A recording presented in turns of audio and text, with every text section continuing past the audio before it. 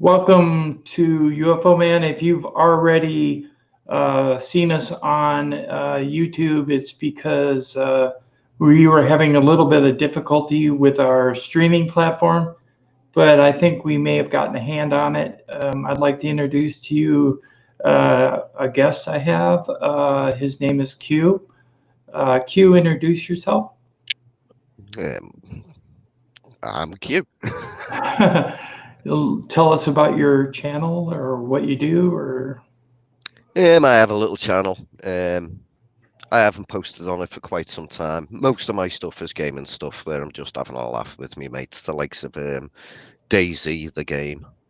Um, I've done the odd kind of debunk and take the Mickey out of the likes of Third Phase.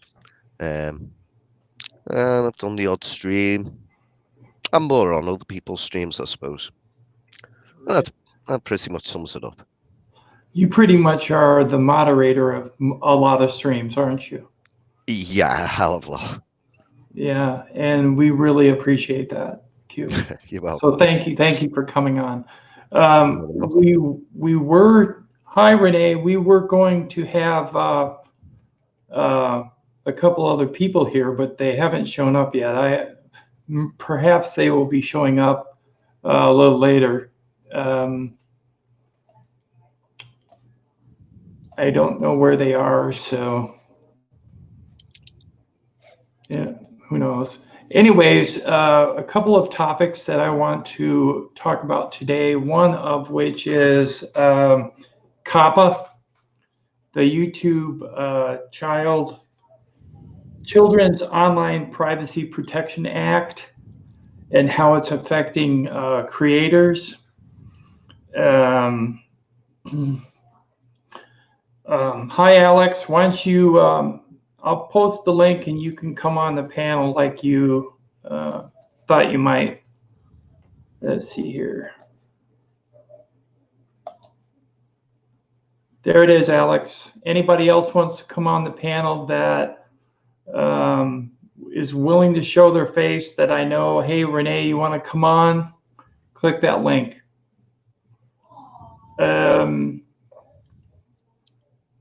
Okay, Coppa.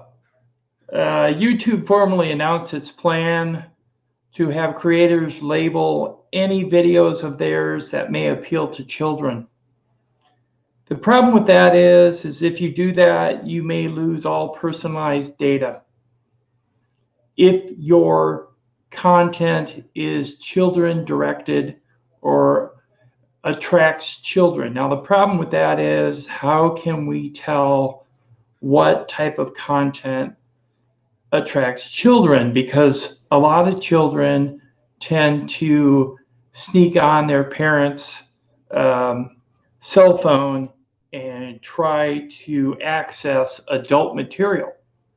So how do we know what's attracting children? Wouldn't that possibly be everything? What do you think, Q? I think the way it's all written is very, very vague, and that's the most worrying part about it because on the likes of my channel, if they're saying children, I presume they're talking about under 18s. Right. Now, does that mean if you have videos on your channel, like I have, Right. of a game the likes of RuneScape or Minecraft, both of those games, 13-year-olds can play them. So my videos, although they're of those games, they do have some strong language in them. Right. So am I breaking the rules purely because of the actual title that I'm playing? Right. And YouTube doesn't explain it well enough. Yeah. The thing is, some of the larger channels like PewDiePie and even channels that say take toys out of a box and just show parents what they are and whether they're a good product are going to get in trouble because they're targeted toward children. The FTC is holding the creators responsible rather than YouTube, which is in my opinion, not necessarily the right thing to do. I mean, YouTube should share part of the burden.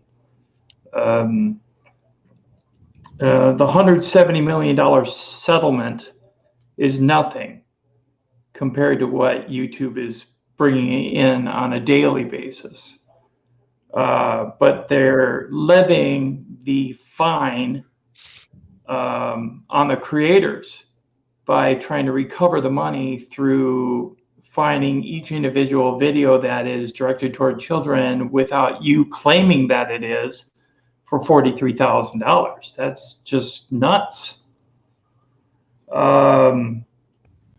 Coppa forbids collection of data from children under the age of 13 without explicit permission from parents. But YouTube was caught using targeted direct ads to collect information on children under 13. But because of YouTube getting into trouble, now individual creators are being more or less punished. It's just not right. What do you think, Renee?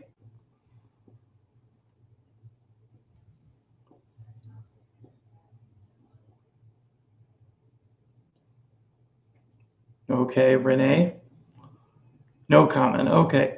What do you think, Q? Well, I mean, YouTube has tried to bring things into action, but they don't normally work that well. You know, with the likes of when they change the whatchamacallit. I've lost the word now.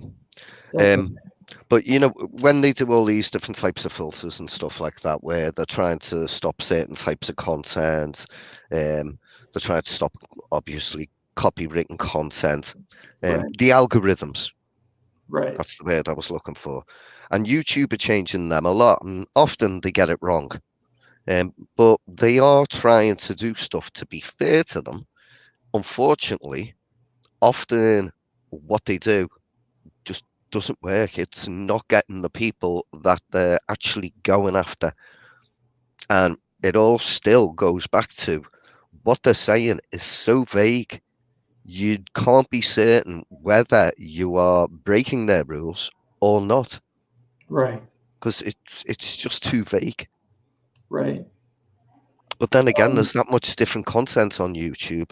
I suppose it's hard to explain every individual possible situation. See, my personal opinion is, you know, every single video that's on YouTube could be directed at children. Every single one of them, except for maybe the extreme videos that are violent or, you know, just outright bad videos. But even YouTube has come out and said, quote unquote, it's hard to know if we're in violation or not. It's up to you, the creator, to decide. But if we decide, and then when we decide an error, then we're going to get slapped with a $43,000 fine.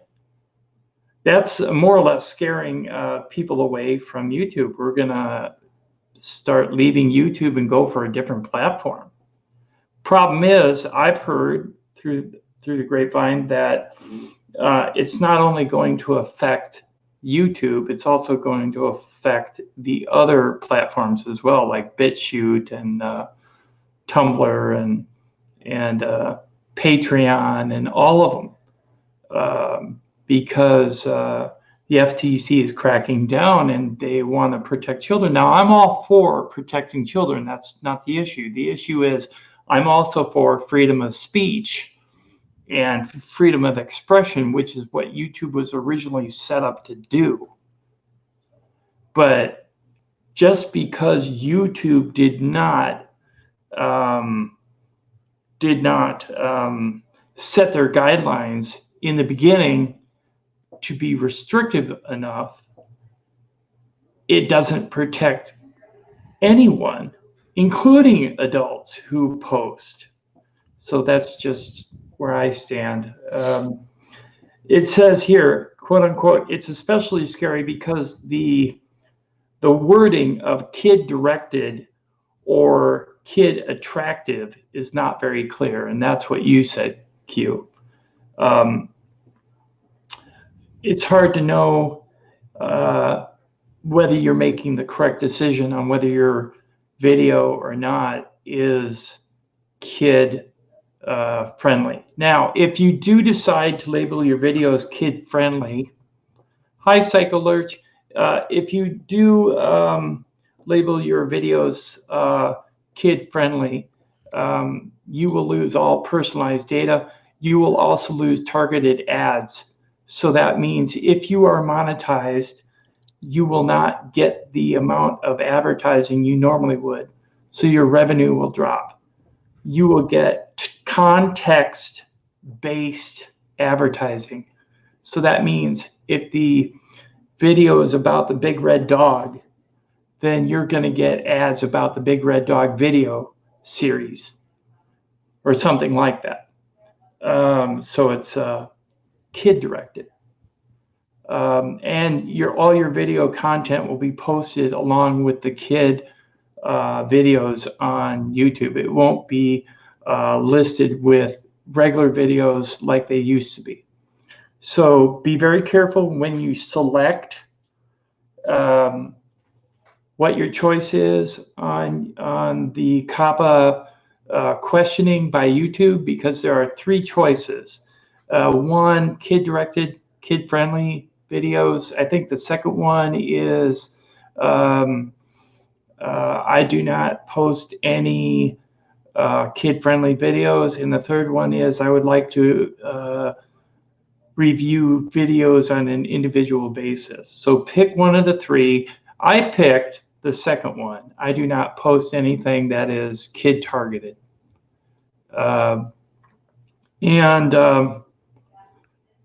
Just to give you a little example, I had originally discussed with some of my friends that maybe I should age restrict my videos. So I went out and I age restricted like, I don't know, about 300 videos.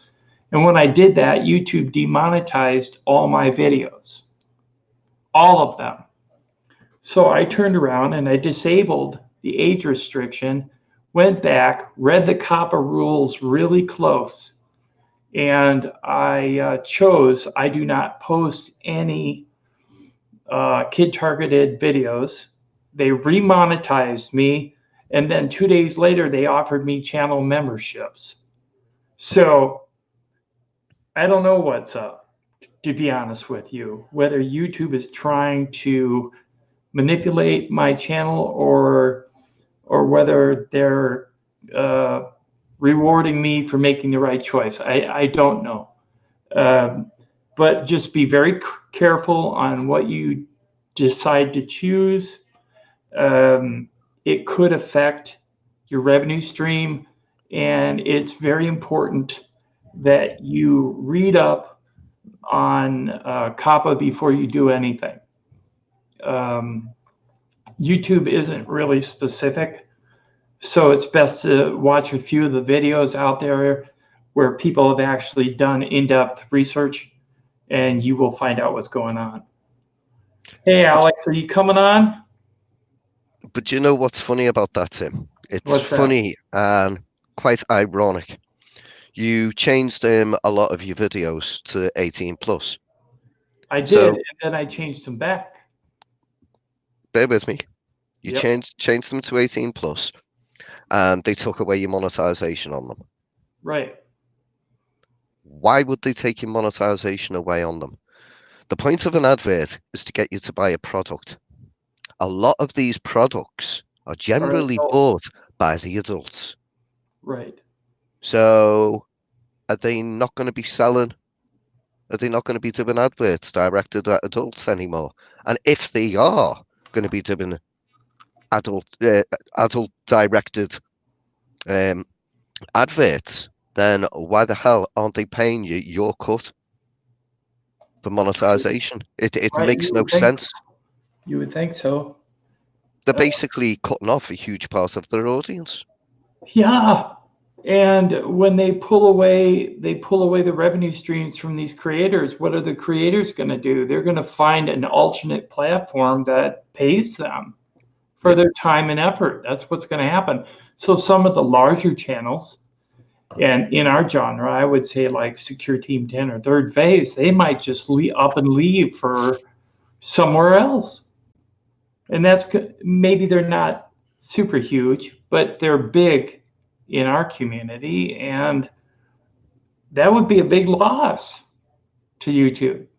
They would lose a lot of revenue, but obviously they must be making so much money that they don't really care. While they've still got people posting videos, but if people start moving away, particularly the big YouTubers, and when I'm talking big, you can include the likes of Secure Team 10 in there.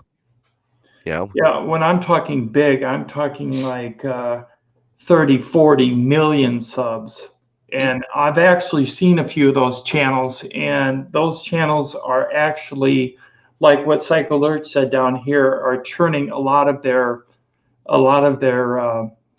videos over to a private listing. Your video was froze on your end. I know. Hold on a second. I'm experiencing technical difficulties. It's coming back. I hope. It'll be very interesting to see what this new thing does when it concerns somebody like PewDiePie, because everybody knows that the majority of what he puts out is kind of directed at children. Now, he himself has said some things on stream from time to time that have got him into a lot of trouble, a lot of hot water. So what are they going to do with the likes of PewDiePie? I don't know. I almost think they're going to remove him or have him remove all his content. Well, that will be a huge loss for YouTube, because if he's the biggest one, yeah. Well, he's the biggest single person. Right. But if he moves to a different platform, the amount of people that are going to move to that platform. I'll tell you, I don't think that he'll leave. Honestly, after thinking about it here, they'll probably just put that context advertising on his site and leave him up. Yeah, but you see, they should treat everybody the same, no matter whether you've got 1 subscriber or 100 million subscribers. Right, exactly. There's no difference between my channel and yours. Nothing. Apart from the fact that when you post a video, you have more people wanting to see it straight away. Right, right. Now, with PewDiePie, PewDiePie puts a video up, within hours, it's being watched millions of times. Yeah, I know. It's crazy. So, why are they going to let him get away with it when he could be showing stuff that breaks their rules, and over 1 million kids are seeing it in the first hour? Why are they going to leave him alone and maybe have a go at somebody like myself, where the first hour of my video, I might get 20 views? Right, Jax. YouTube paid the 170 million in fines through all of this. Right, they're using the money collected through fines to reimburse themselves over the loss of the 70 million. That's what I think. But then again, we haven't heard of anybody that's been fined yet, and that would surely make the news. It will happen inevitably. Yeah, everything's being regulated. It's just another form of YouTube censorship. What was it? About 1.5 years ago, I'd say, Q, that they started really locking down on the UFO genre, that and paranormal and fringe science subjects. They started really cracking down on subjects that could or could not be proven. Okay. that were still being researched, but not necessarily fall within the realm of science. Like, for instance, the big one that people are cracking down on is flat Earth. Now, I'm not a flat earther, but I can honestly say that that's one of the subjects they're cracking down on. Now, Well, I agree with them cracking down on that completely, to be well, perfectly honest. yeah, well, I do too, but Yeah, I we guess we d- we who don't makes need that decision? we don't need these idiots to be breeding and making more flat earthers. Yeah, they might fall off the platter. I get it. All I know is that who makes the decision on what is a good subject and what isn't? You know, who makes that decision? Who is the ultimate say at YouTube? Who has the ultimate moral compass to decide what is good, what isn't, what doesn't target this group, what doesn't target that group? Hollow Earth. Yeah, Hollow Earth is another one. Um, who makes the decision on whether Hollow Earth is legit or not? See, when they're cracking down on UFO channels, I can understand them cracking down on certain ones. If you've got somebody putting out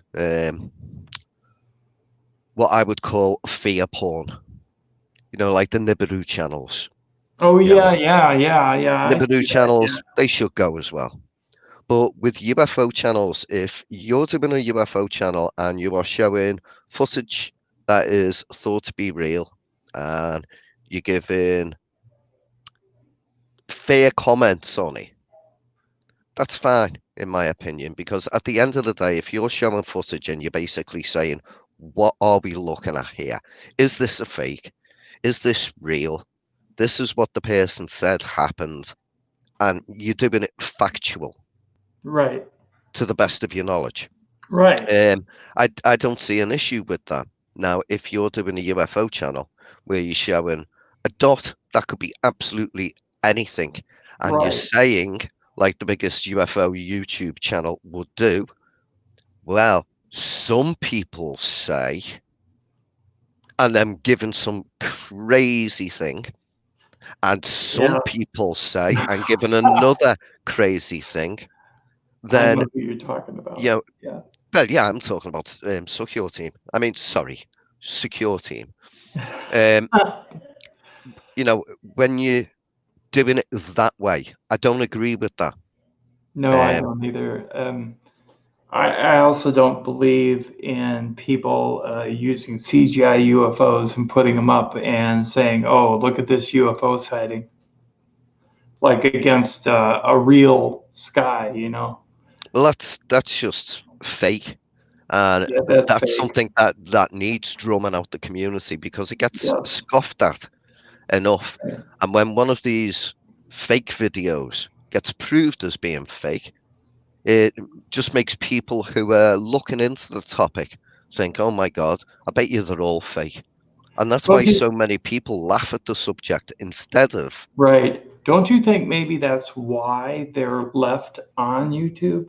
Is because maybe there's a directive somewhere saying that let's keep all the kooky reports and let's keep all the fake footage so that we can divert attention from the real truth? That's under the presumption that YouTube are working with governments and they've got some sort of an agenda. Well, I don't know if YouTube is working with any government agency or has an agenda, but just in case they have a directive from someone or somewhere. Let's just say, for instance, because I'm not saying that they do, but I'm saying, what if they did? They have a directive that says, okay, we need to divert attention away from the channels that are showing credible evidence, and we'll give all the subs and all the views to the channels that are showing fake crap on YouTube. Now, I've actually seen that, and I've actually seen huge channels that are showing tons of fake and falsified UFO sightings, and they're getting thousands of views. But when you turn around and show credible stuff, people don't want to see that. They want to see the fake stuff. I don't understand that. I still don't to this day. But if YouTube are doing that purposely, I don't see what the point in that would be. The only thing I would say is censorship and suppression of the subject. I mean, like I said, for about a year and a half now, when they changed the algorithm to where it's not listing UFO channels, when you type in my channel name, which is UFO Man, directly into the Google search bar, and you wait for the results, it used to come up either first or second on the list. Now it comes up like 20 or 30 down, and most people won't take the time to scroll that far down to find it. Oh yeah, you're right behind all the news channels and everything. Right. And unfortunately, a lot of the stuff that's on these news channels is what you and I would call garbage. Shite. Yes. I was Exactly. trying to be more politically correct. Well, I was using your form of verbiage. My normal terminology. Yeah, your terminology. Well, anyways, yeah. So, yeah, or like, what are they? Look at all the regulations that are going down nowadays, like with vaping pens and cigarettes and everything. We're just being suppressed, our society, and it's just amazing. And being that I am fully entrenched in the UFO genre,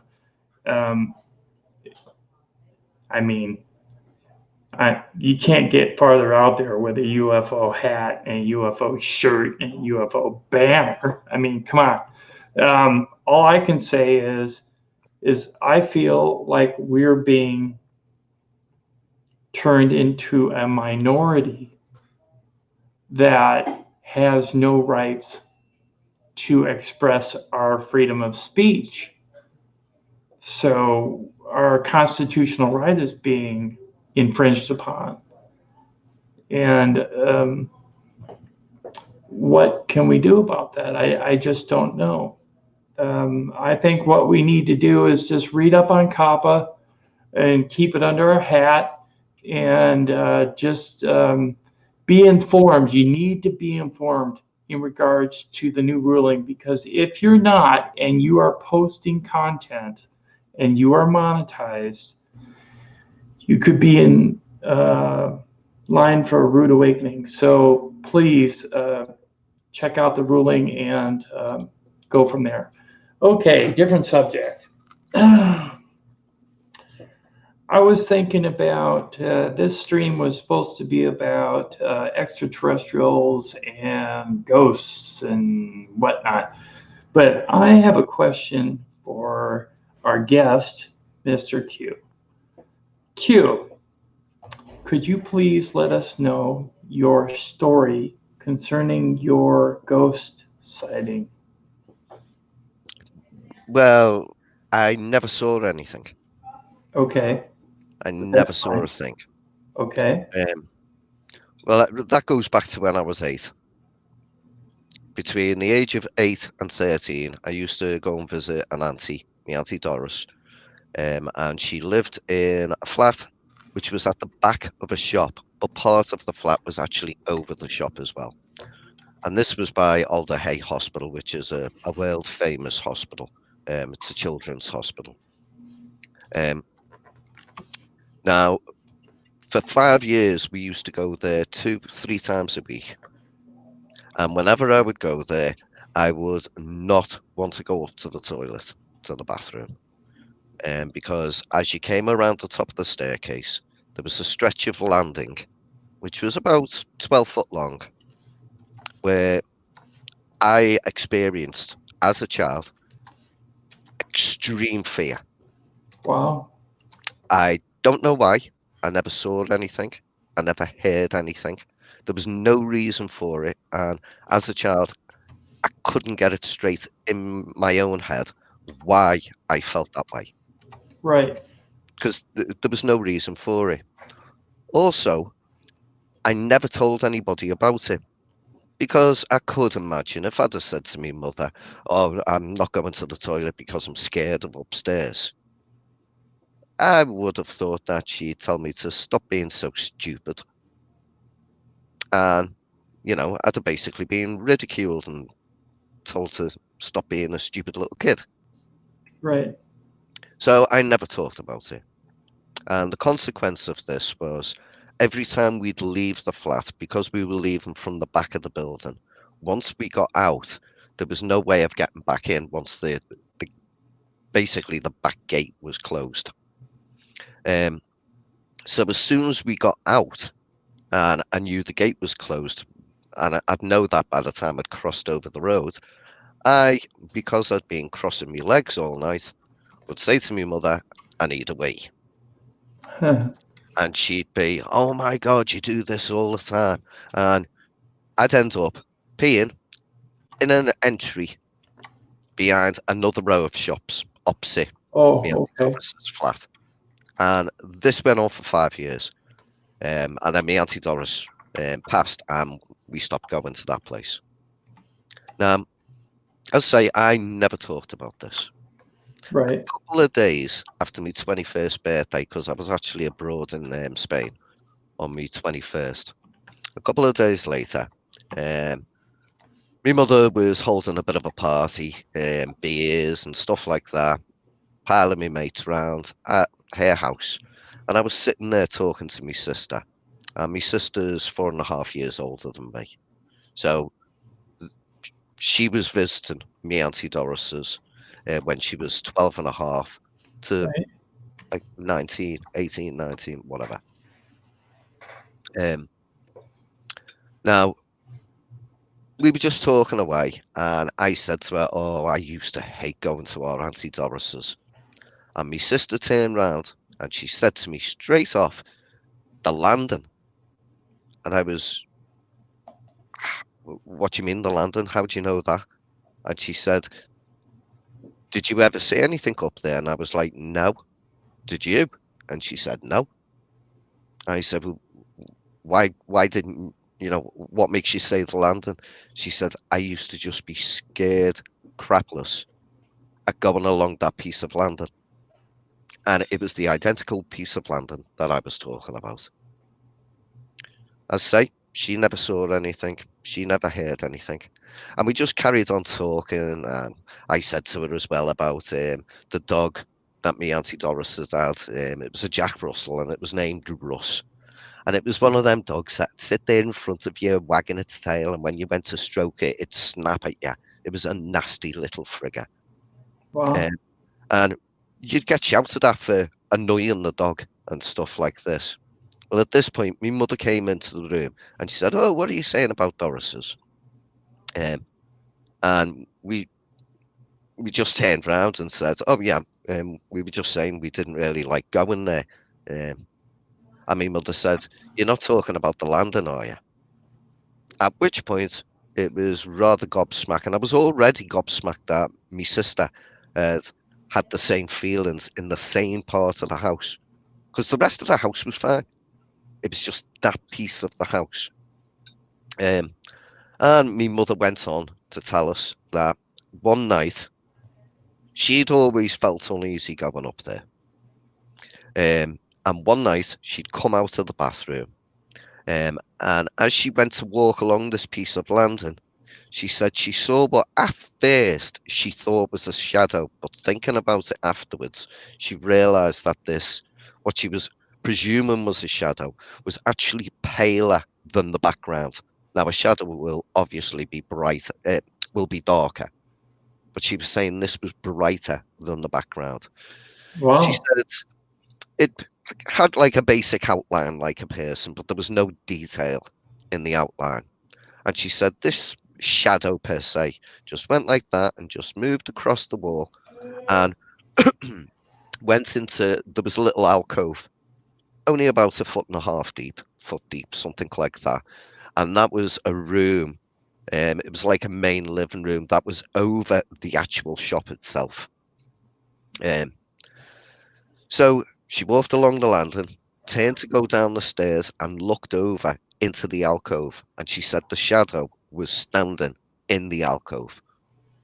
At Wow. which point she panicked, started running down the staircase, and it was quite a steep staircase, very enclosed. At which point, when she got by the bottom, she tripped because she was flapping it that much. And at the bottom of the staircase, there was a door to the downstairs living room. And she burst through the door and was on the floor. Right. And I actually remember that night when we suddenly heard bang, bang, bang, and the door burst open, and there's my mother on the floor. Now, at the time, she's told us that she tripped, and that was all she said about it. But she then went on to tell me as well that my Auntie Judy had also experienced things there.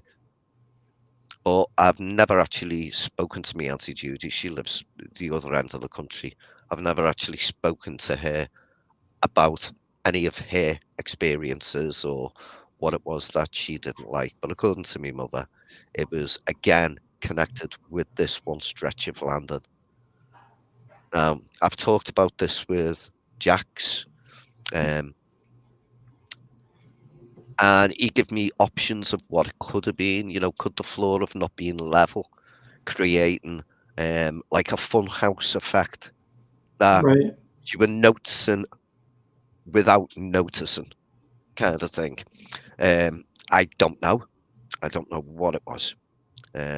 He also said if I was able to go there, it would be worth checking out whether there was an issue with the electrics. Now, the thing is, this was that long ago. The electrics in that place will have been done by now. But there's nothing I can put my finger on that would explain it. And as I say, I kept this to myself from the age of 8 when it first started happening, when we first started going there, till 21. And then found out I wasn't the only person. And that's basically what happened with me. There had to be something. Yeah, so has that changed your viewpoint on anything in your life view? Not specifically. It's just made me think that when it comes to the paranormal side, maybe there is something to it. But I'm still a skeptic at heart. I just try not to let my skepticism blind me. Right. Well, then it's tempered you a little bit. Oh, here we go. Vern is here. He has no camera. I'm gonna see if I can get this banner out of here. No, I'll wait until he comes on.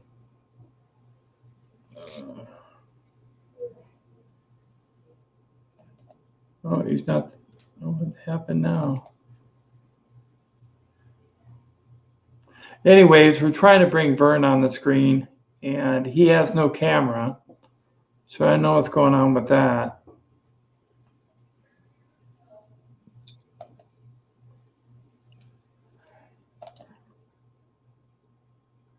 Well, have you had any experiences with the paranormal? Me. Well, hold on a second here. What's going on here? There we go. Not like seeing a shadow figure or seeing a ghost or anything, no. But I would say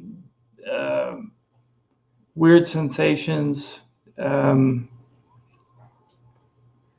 things of that nature, things being moved. Oh, I stand corrected. I have. yes, but not of people. I've actually seen cats in my apartment when I didn't have any cats, and there was no way for them to get in. So how they actually got into my house, I don't know, but I wasn't the only one to see them. I actually saw some ghost cats. I've actually seen them where I live now, and there are no cats here either. So perhaps I'm more sensitive to seeing animals than human beings for paranormal events. But I have photographed some things, dark mists, and I don't know if that would be considered a camera defect. It may have been. And then one time, I know some people in our group do not think that orbs are anything but dust or dirt, and in most cases that is true. But when I took a photograph in my apartment once, there was an orb the size of, say, a basketball hanging over my cat food bowl, and I have to say that I had seen a ghost cat like about a half an hour prior to taking that photograph, and it was just strange. It was self-illuminated. It was in broad daylight. The sun was coming through the window, so that could have been what caused it. I'm not sure. But I can't really say what it was. Now, in regards to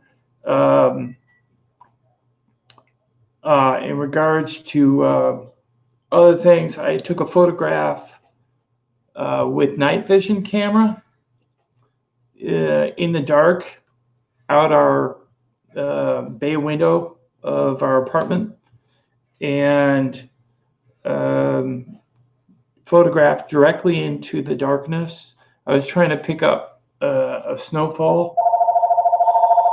Excuse me, that I gotta answer that real quick. And I couldn't capture the snow, but what I did capture looked like something wearing a robe on its side. You could see the sleeves, you could see the bottom of the robe, you could see the hood, and underneath the hood you could see two gold eyes looking at you. They were evenly spaced. They looked just like where eyes should be. I did pick it up on film. If and when I can find it, I will post it and bring it on a live stream so everybody can see it. So I think that may have been, in my opinion, some type of dark entity or maybe even a demon. But what's strange about it is my apartment was right across the street from a funeral home. And every time they had a wake or some type of visitation, the activity in our building would act up. There'd be sightings. And it wasn't just me. It was a young girl upstairs. Her and her mother would see stuff and come running down and tell us. It was just crazy. But the only thing I've seen with my own eyes are ghost cats. I know they're ghost cats because they're not. You look down, you see a cat by your leg. Look away, look back down, it's not there. What could that have been? I don't know. Who knows? Maybe it was Jax's cat. Hey, Vern. You there, Vern? Can you hear me? Yeah, I can hear you. I'm on my Toshiba. My red computer somehow shut off. I guess it got unplugged or something. And I don't have a start button for it. So I have to short it out, and I have a tool for doing that, but I can't find it. So, and I've been trying other things, and it just does. It has to fit in there just right. You know what I mean? To short out the thing to start up the computer. Right. I have a question for you, Vern. How do I remove the big banner in front? You click on it again. Just click on the banner. Click on the banner, or click anywhere, and then click on any title in there, and then click again, and it'll be off.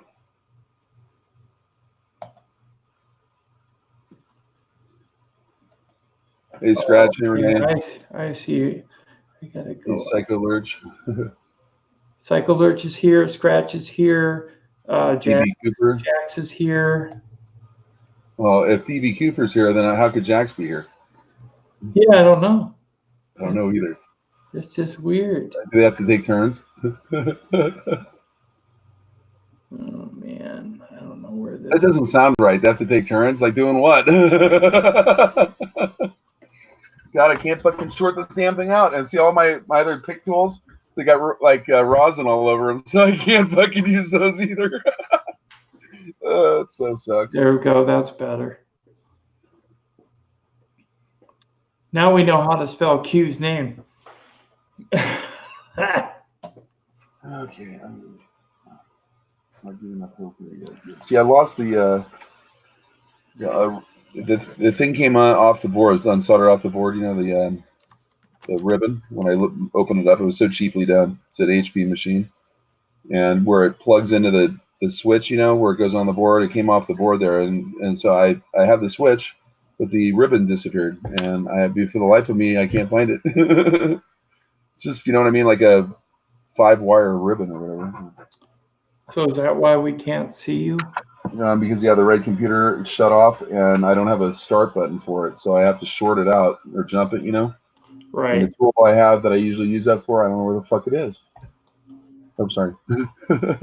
No, it's all right. And see the picks, I have like a bunch of picks that might work, but they're all covered. I've been using them for other things, so they're all covered with rosin. They're not really going to be working there, you know what I mean?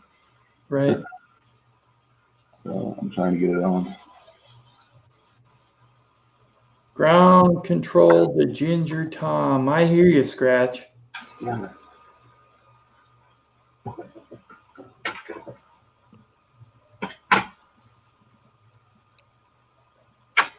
So, Vern, even though we can't see you, we can hear you. Did you hear the discussion on Coppa? I barely just got on because I didn't get the microphone to work for a minute there. Okay, we were talking about the Coppa initiative, the Child Protection Act.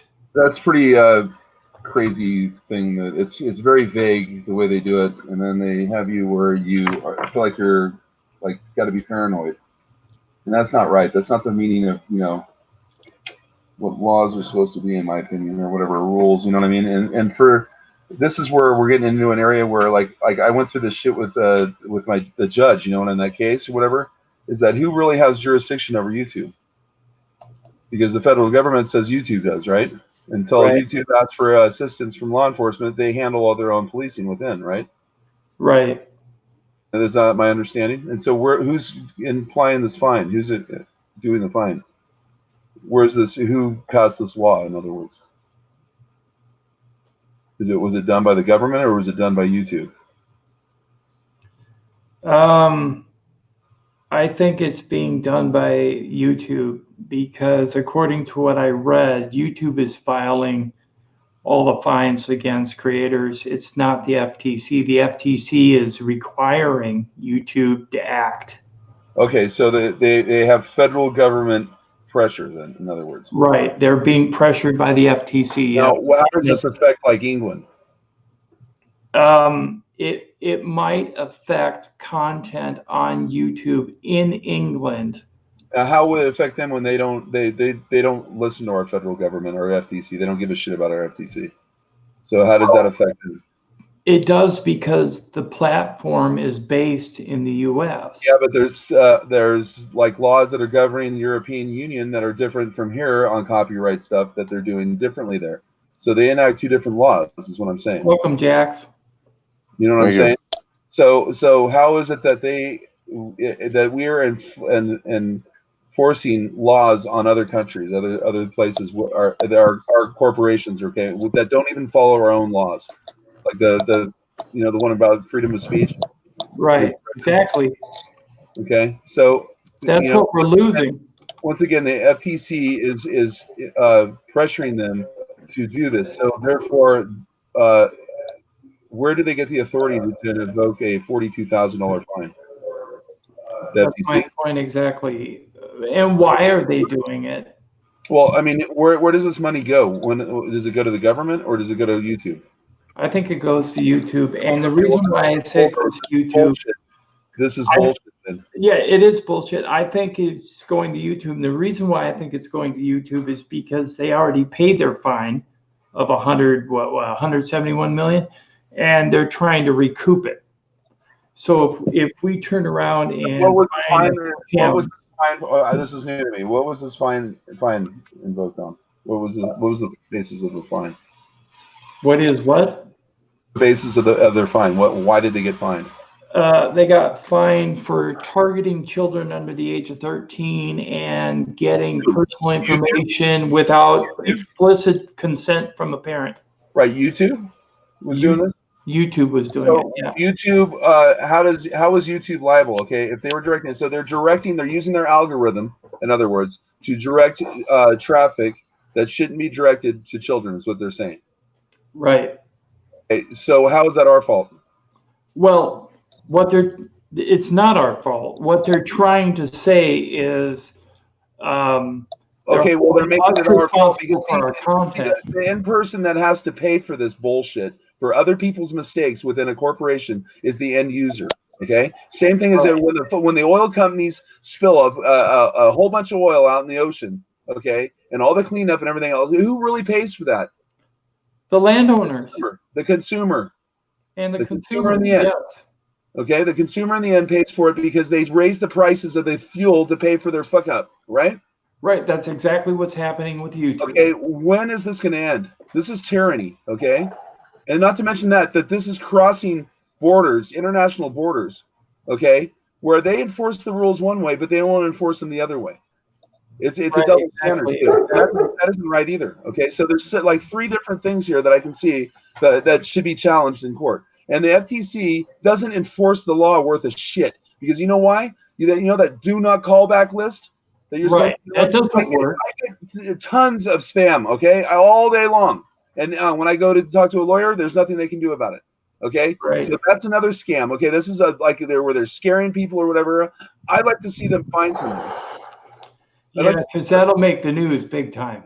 Because there's no way that you can blame somebody for targeting an audience when there you have an algorithm that's shadow banning people. Right, exactly. Okay, so who are they directing my traffic? I'm getting kids being directed to mine. Okay, I mark mine 18 years or older, and I have kids coming on there all the time. Yeah. Because the kids are trolls, and the trolls are being cataloged because anybody that's turned in for trolling gets put into a database. That database gets cross-referenced by that algorithm, and then when they have somebody that they target, they go, okay, we're going to target this guy with trolls. We're going to send all these trolls over here, these people that troll, to this guy's channel because we're shadow banning them. Right. And this is what's happening to me because that's the only traffic I get, okay? And I'm not soliciting that. I'm not soliciting trolls, okay? Right. So this is a scam, okay? This is a total scam. And what you need to do is we need to find somebody that works for YouTube is willing to flip. Hey, Gyro. You know what I'm saying? How you doing, Bill? Gyro. Hey, Gyro. Good to see you. Because if we don't look at it like this, okay? This is an international issue here now because we are using this across borders, across international borders, this platform. And it's either that or we just abandon YouTube and go to another platform. There's got to be somebody that's talented enough that could get started, who could start a new platform. I mean, there are channels out there that I was watching a video last night before I went to sleep. This guy has a Lego channel, but it's geared towards adults. I mean, don't you think the kids are attracted to that because it's Legos? Sure, it's a toy. Is he naked? What's that? Naked? The guy is one broke out. doing the Lego show or something like that, or is there something obscene about what he does with the Legos? No, Why is it targeted for an adult? because that's what he named it. Adult Legos. Right, but Legos are Legos. You know, they have adult level. Like Legos. he makes all kinds of stuff like that. I mean, it's real like real like the guys Lego building for adults. Right, like the ones at Lego that create the whole cities that they model them after. Like a tutorial channel type thing. Okay, well, so Cool. there is there are people that engineer these blocks that are adults. Okay, the people that work at Lego are not children. Okay, and he may be gearing that towards that type of audience. Okay, the creators that and maybe that's how he makes his bread and butter. Maybe they look at him and they ask him for his designs, or he helps contribute to Lego. Who knows? But the whole bottom line is that there's nothing obscene that he's doing. Just because it's geared towards adults doesn't mean a child can't watch that, because there's our children that are much more mature for their age, right? Right. That might like that too. But see, the thing is what do we define what is adult and what is child? Is it profanity? Is it obscenity? What is it that makes it child or adult? How do we define it? Morality speaking, it's obscenity, right? See, that's what I'm concerned about. What if I have a couple videos where kids are in the background watching what their parents are seeing in the sky. Does that make my video child directed? Not necessarily, because you have adult movies that have children in them that are rated R and stuff like that. So that isn't necessarily saying that it's geared towards that audience. That would be your argument. You would think. But just because children are involved doesn't mean that it's for children. Right, exactly. It could be a fight, or it could be something else. It could be something that's adult, relatable, you know what I mean? Or something like that. Or having children in there because you're analyzing them for abuse. There's many different instances where you're going to have children in a video that's going to be only for adults. Okay. Doesn't mean that the video, as long as the child isn't being used in any kind of way that's, inappropriate, I don't see what the problem is with having it. Like, if you're just shooting a UFO video, you don't have to target, or you don't have to allow children to watch any of your videos. You can mark them all 18 plus, but I know it screws up the monetary. This is what they're doing, is they're trying to attack the monetization. Okay, because when you mark something adult, they take away your monetization, right? Right. Okay, so if you lose your monetization, then who's getting it? They are, right? Right. It's a really easy excuse to now make people paranoid and start making more revenue. This woman is really sly about how to steal money from people, from creators. The one that's the garage renter. Yeah. The CEO of YouTube rented a garage to the founders of Google. Did you know that? She was an in-law. She was a sister-in-law to one of them. Okay. Yeah, and then I guess that was the perk. If you do this, you give us a deal, we're going to make you the CEO of YouTube. She's not qualified to be the CEO of YouTube. But I'll say one thing. Okay, her father is a brilliant genius. Okay, he's a Stanford PhD doctor in physics. Okay, and he's very brilliant. He's from Poland. But she is like a feminist backstabber, really. I mean, what she's done with YouTube and everything else is just run it into like a commercial hell. I mean, this whole platform was designed for one thing, and that was for people to do their own private amateur content, right? Right. Yep.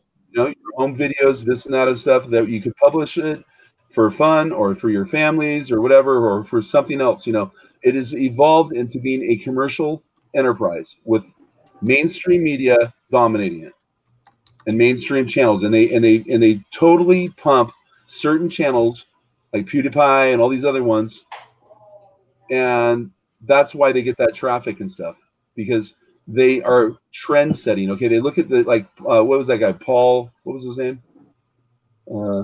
Something Paul, who had just had the fight. Logan. Okay, he had a gem of a channel until he went and effed it up in that forest, right?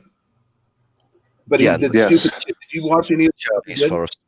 Stupid, dumb, ignorant stuff that he did. Stupid prank stuff. Was he the one that went to suicide forest? Yeah. Yes. Paul, Okay. Logan, whatever his name, Paul Logan or whatever it is, Logan Paul. Yeah, that was dumb. See, that I watched enough Yeah. of this guy, and his channel is stupid. The content is stupid. I mean, it really is. But that's just it, though. That he's got like 15-year-old little girls watching him. Yeah, but they would watch anything if they were directed to it. This is my point. Okay, Exactly.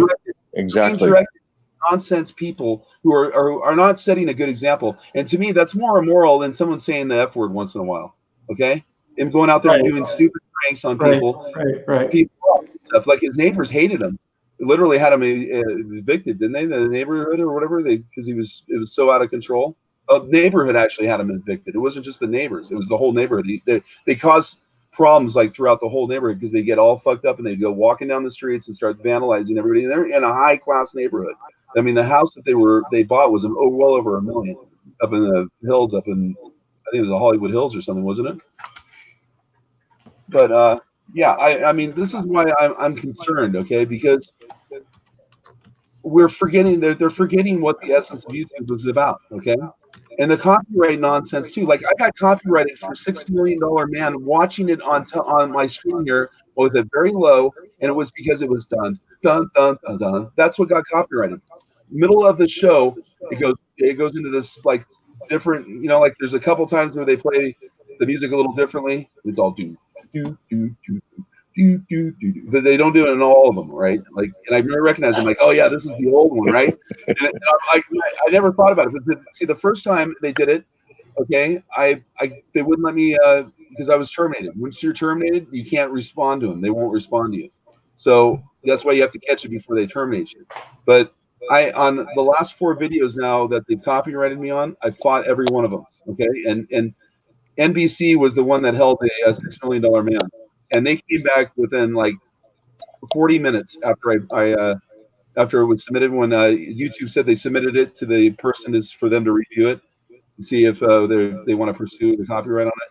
Well, it wasn't 40 minutes that they sent that email that NBC responded and said they didn't have a case, because I told them what happened, and and like you can hear it in it sounds like the echo that you're hearing right now, kind of in the background. It's like that low. It's that subtle that you could hear the music. It's like ridiculous. You can't even fucking hear it. Same with the Cheap Trick one. I was watching Cheap Trick. It was their introduction into the Hall of Fame, right, or Rock and Roll Hall of Fame, and they're just playing their one of their songs, but it sounds like someone like in an aquarium. And I mean, if I did not know it was Cheap Trick, you would know who the fuck it was playing. Yet they copyrighted me for that because see that the algorithm is so precise and perfect. It's looking at little bumps and bars and stuff. It's not listening to the actual feed. So they don't know how well or not. If it just picks it up, you get nabbed. And see, the other thing too is the reason why people don't get nabbed on their uploads and only on their lives. Welcome, is Lord. because the lives, looks like a Lurch, the lives they actively scan without for the other the other ones that they upload. They said that you have to turn them in. I talked to a person about this. I was driving on 22.3 back in 07 before I lost my car, and I come up on this barn on 22 and 3, and there's like 4 lights coming right straight at me. At first, I thought it was an airplane because with it being so low, it was like as they were coming in for a landing at a normal airport, but it wasn't. By the time I got up on the barn, the lights disappeared, and I'm like,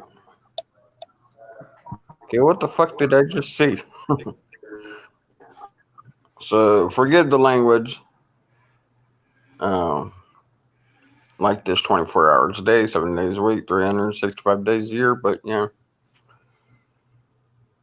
But as far as seeing the lights and trying to figure out what I've seen, whether it was a plane, whether it was something unexplained,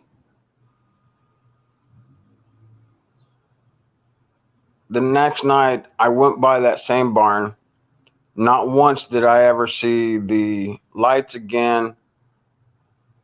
I don't know whether that was just a once in a lifetime opportunity see that, but I stopped at the property that I seen the lights at, and I talked to the owner, and he's like, well, I've had other people show up here and state that they've seen bright lights over top my barn.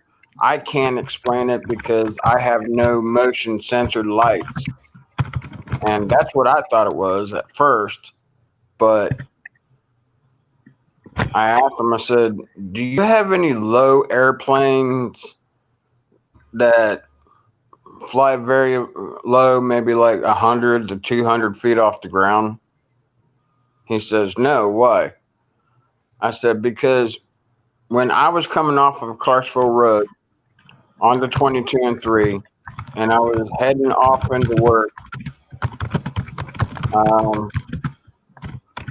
seeing those lights, I was maybe at like a 90-degree angle between my car on 22 and 3 and the barn. And I asked him, I said, has anybody else ever seen these lights? He says, yes.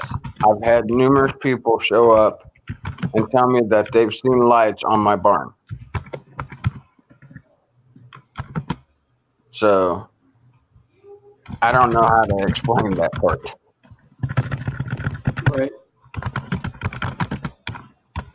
All I can say to you is that I've seen multiple lights in the country that show up and disappear.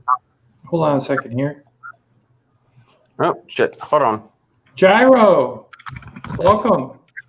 I'll bring that back up here in just a second. I got to turn off my speaker booster. That's probably what the noise in the background is. Oh, you stupid fucking ad. Can you hear me okay? Yes, I can hear you, Gyro. How you doing, man?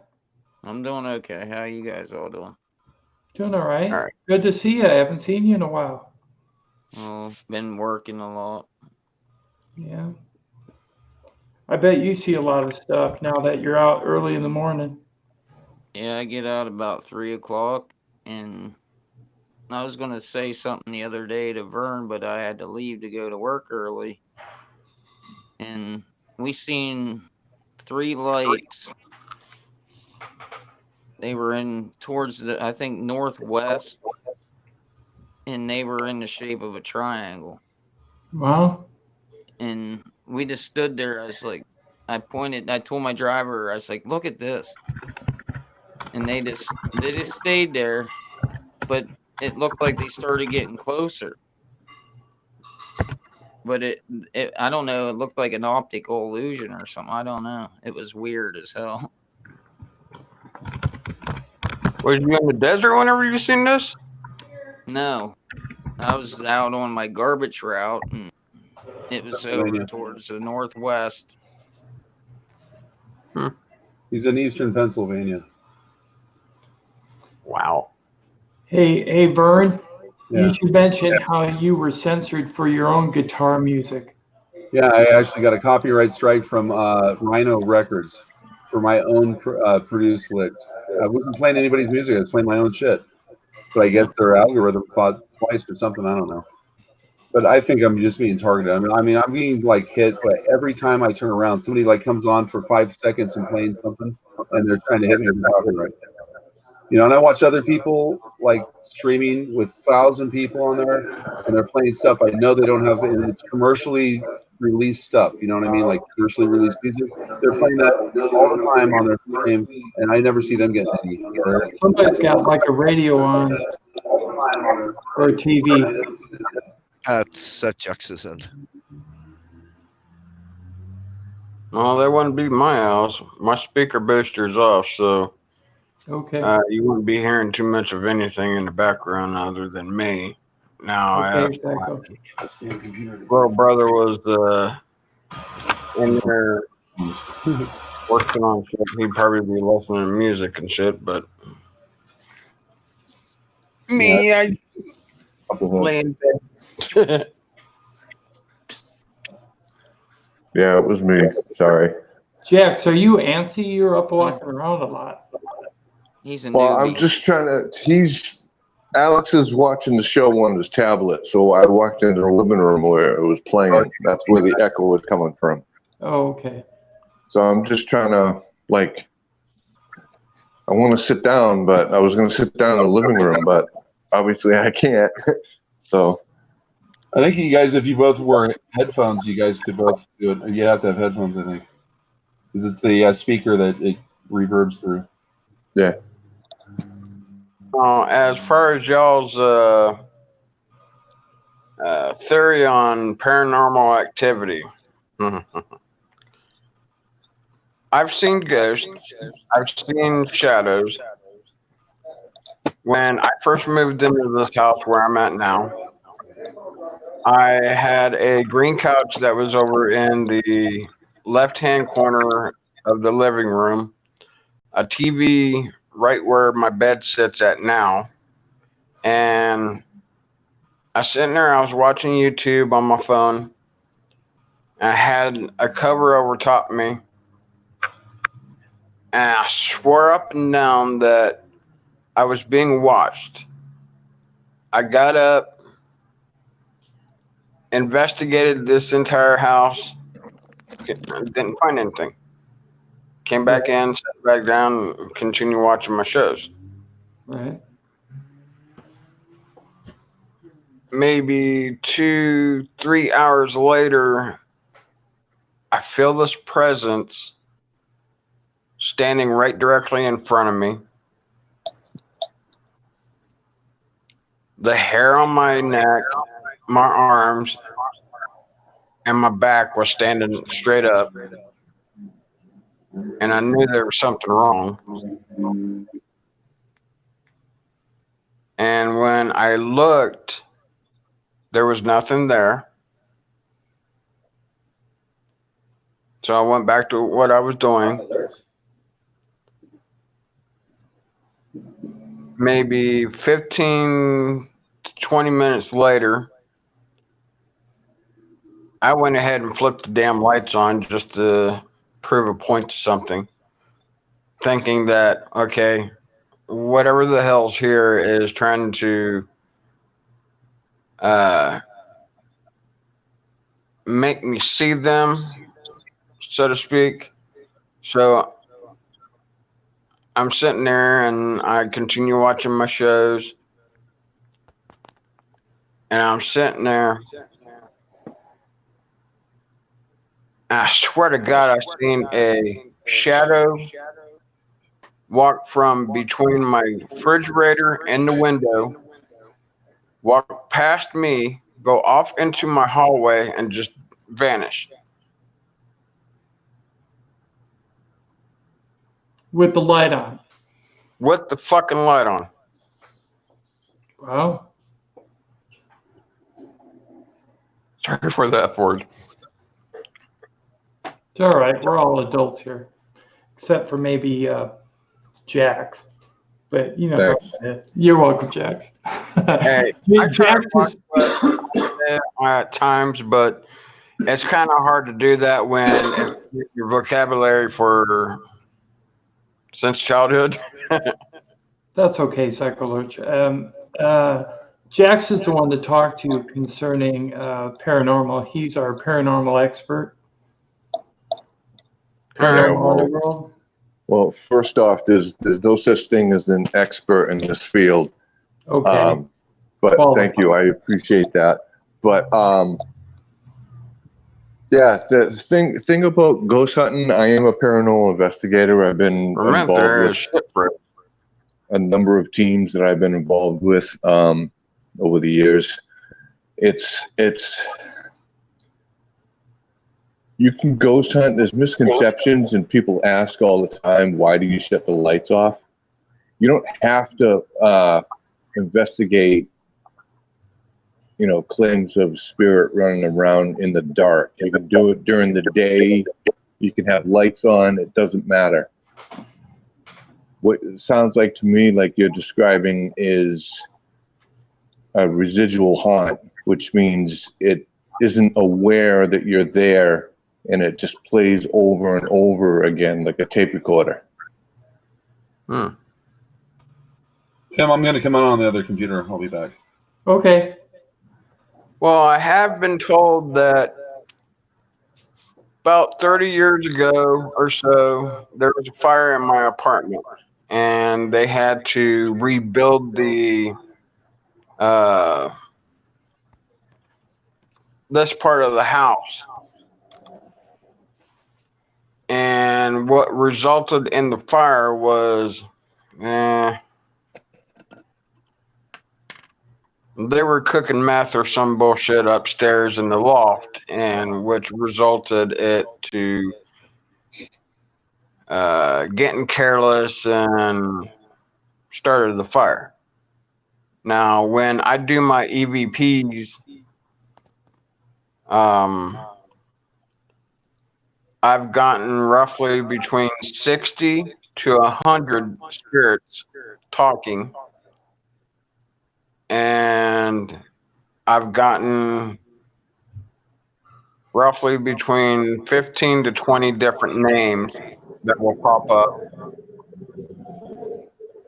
Now, as far as these past couple of EVPs that I've done, I was on the live stream with April and Amy, which is What the Paranormal and Entity Paranormal. Right. And Very familiar. I had sensed the spirit in the kitchen. I had both my covers over top of my head, mainly because I watch TV in the darkness.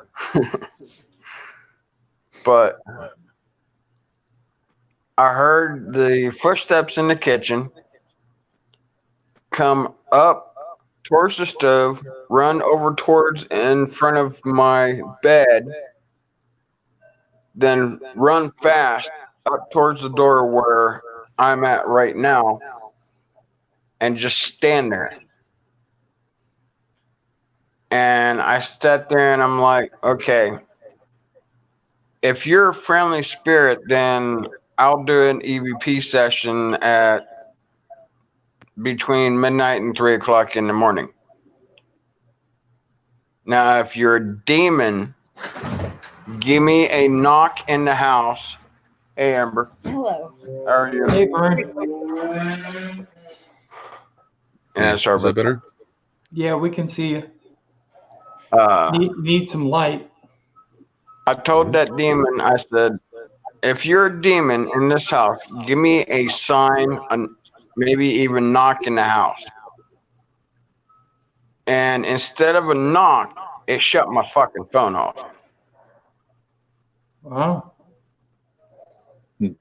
Psycho. Mark in the chat was asking before, are you a Christian? Christian? Shit.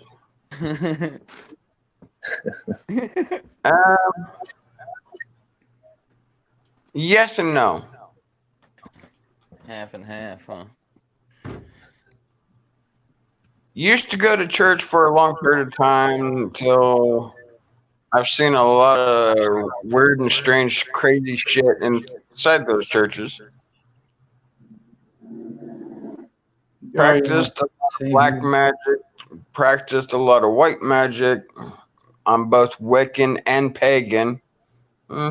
So that could have something to do with me seeing spirits or communicating with the dead or seeing faces and just about damn near everything. Get off me, you fucking fly. What would you think about something like that? Can't see it. Oh, yeah, that's pretty cool. Where'd you get that? What is that, a katana blade? No, it's a World War II bayonet for a 9mm K98 Mauser, 8mm German Mauser. Wow. Must be worth something. Damn. It's worth $500 if it was in excellent condition, but it's not in excellent condition. You know you can restore that shit, right? Yeah. But then it wouldn't be as worth as much either, even if you restore it, because it's not original. Well, it may not be original, but it'll still be a good piece to hang on your wall. Yeah. Get my camera open. Imagine I got something similar to that, but it's not a bayonet. It's a gold Bowie looking like, gotta think of the name of it here. It's a gold, 24 karat gold Bowie. Very It's nice, got the GYRO. shirt. It's got the jagged edge on one side, and it had like wings or something on the handle with a rainbow type of insert. What do you think about that, Vern? I'd show it to you, but I have no clue of where the fuck it's at. Yeah, Hey, Psycho, can you hear the rest of us? I can hear you. I can hear Jax. I can hear whatever the one in the yellow. Gyro. GYRO. Okay, gyro. Not much on the dude on the left or the one, or I think his name's Q. Yeah. the dude on the Okay. left. The dude on the left We'll is just call him that from now on. the dude on the left. Yeah, that's Vern. Okay.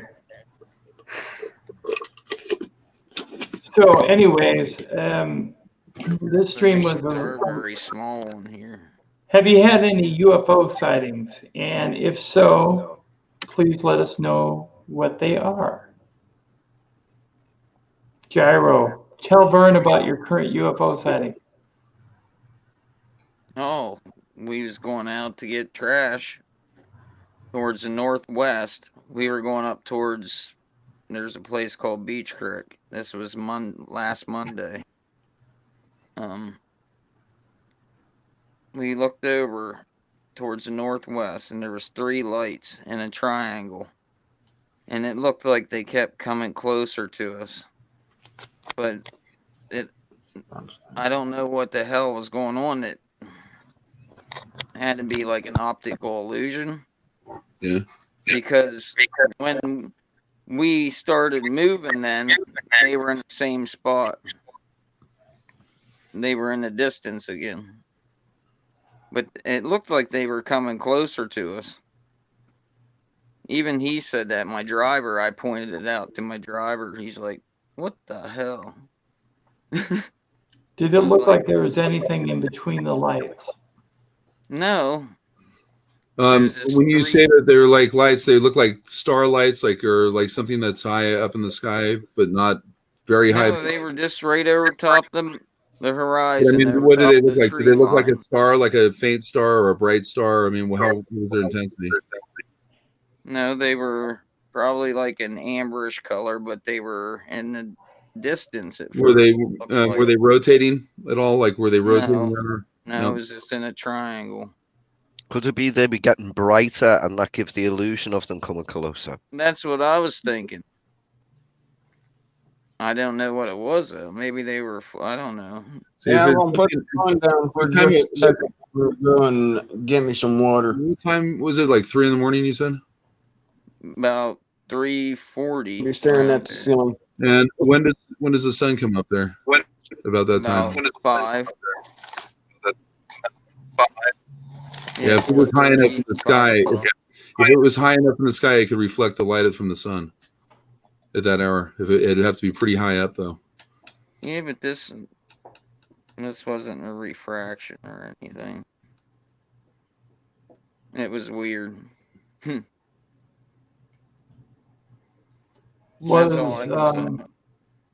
Jax, did that sound familiar? It looked like they were coming closer at first, but then as we moved, it looked like they were further away again.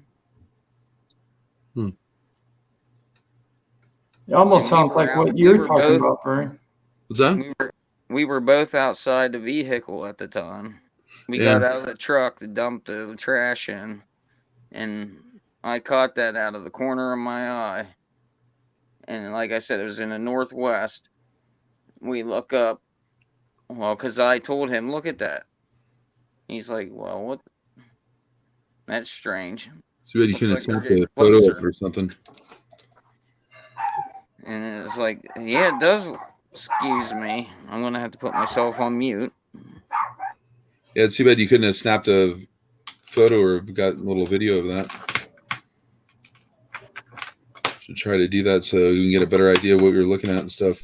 Because there's these things up around here that they kind of look like stars. I guess would be the way you could easily mistake them for stars, but they're in a triangle pattern and they rotate. They're huge structures, whatever they are, and I believe they're up in space.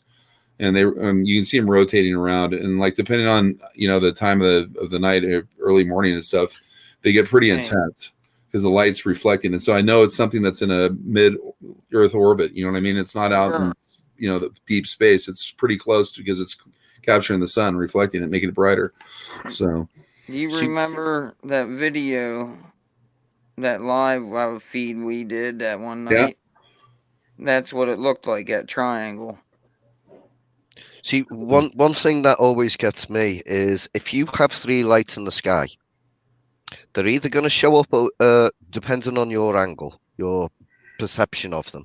They're either going to show up as one light, they're going to show up as a line of lights, or they are always going to be a triangle. Right. Exactly. 3 lights in the sky almost always makes a triangle.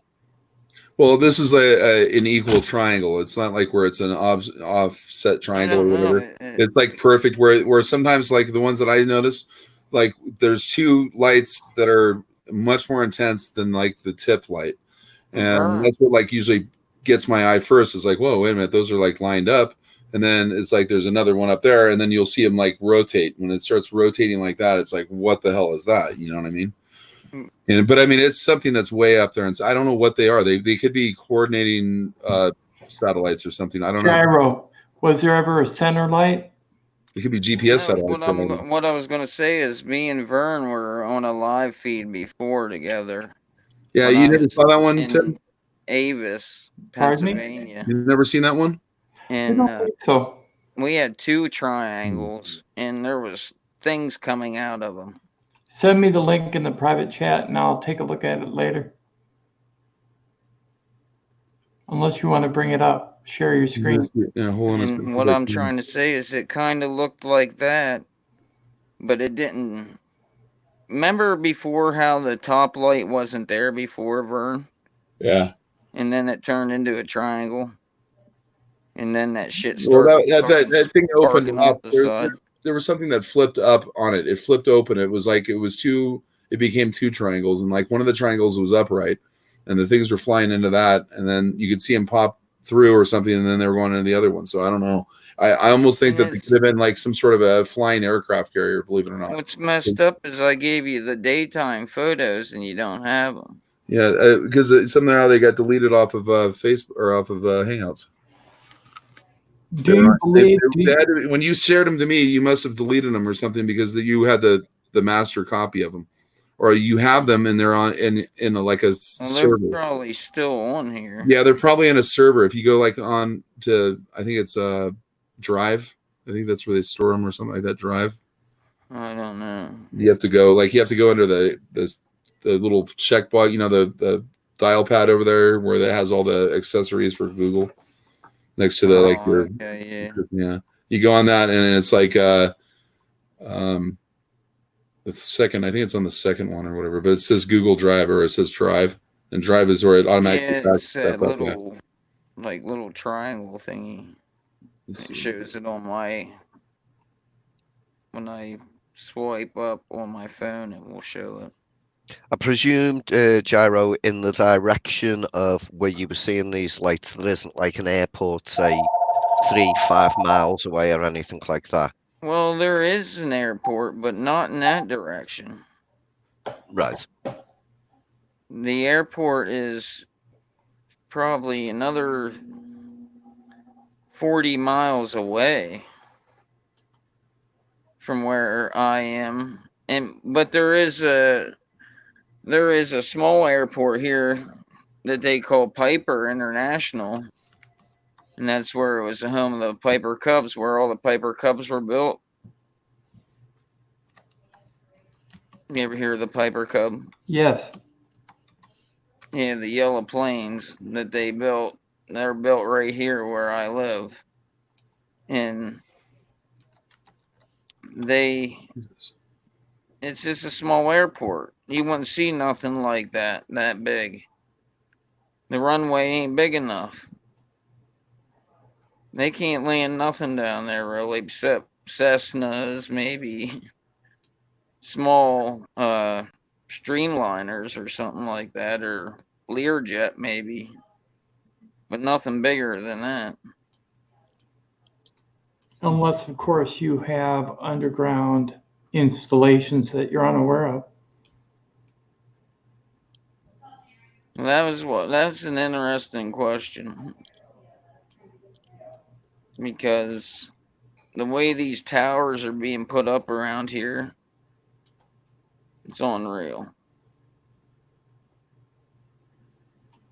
You talking 5G towers? Not just them, there's other towers too. I don't know what they are yet, but yeah, they had cranes up everywhere around here. Are you there, Jax? 9 months ago. 9 months ago. Yeah. I know they did put You're still there. quite a few new cell towers up, but there's still other towers. They look kind of like a fire tower where they have the light on top where they beacon. Right. And they're all over the city? I don't think that's what they're for. I don't know what they're for. Wow. We were all trying to figure it out. Are they in and around high population density areas? What the fuck? You know, like schools and areas where people congregate, malls, stores. Is that where the towers are? No, we don't got nothing like that except the college. Okay.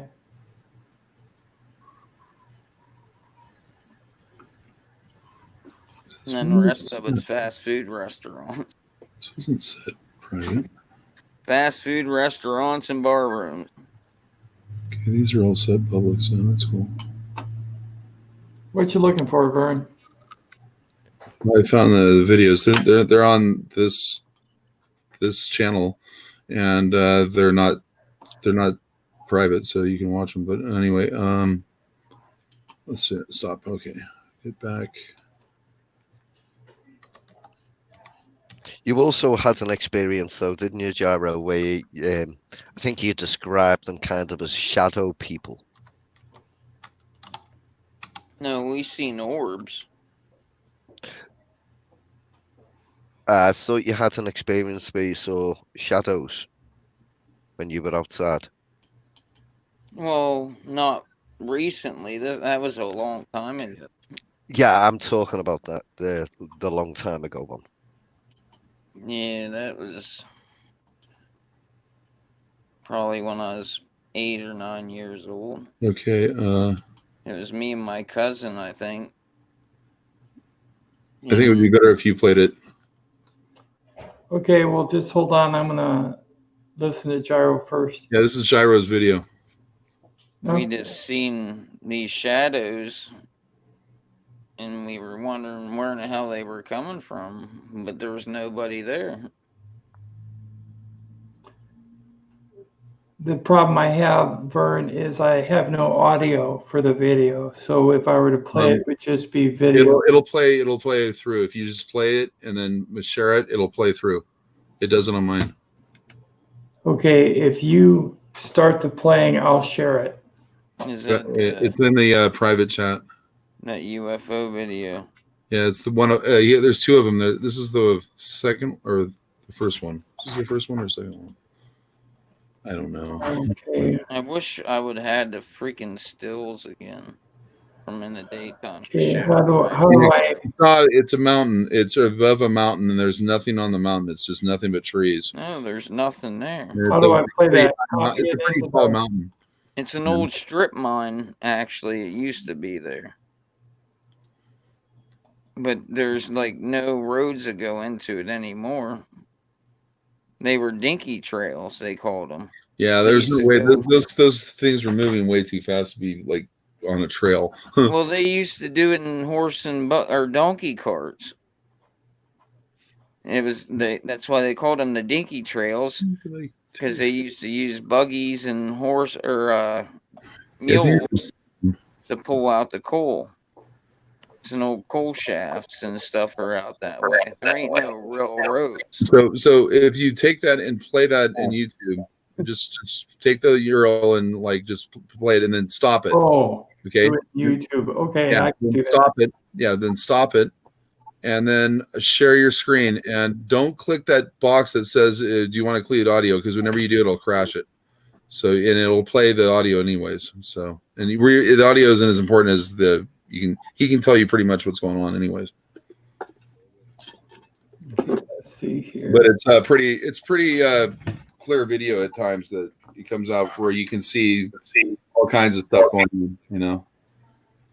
It's a pretty decent video actually for in some spots. In the northeast. Considering he was using a cell phone and he was doing it through a Hangout, streaming it live on my thing. I mean, it turned out pretty damn good actually. And that was in the northeast at that time, I believe, wasn't it? I don't remember which way it was. You know that area, I don't. Yeah, that would have to be the northeast. I saw the picture where he was there. There was a grass field in front of him.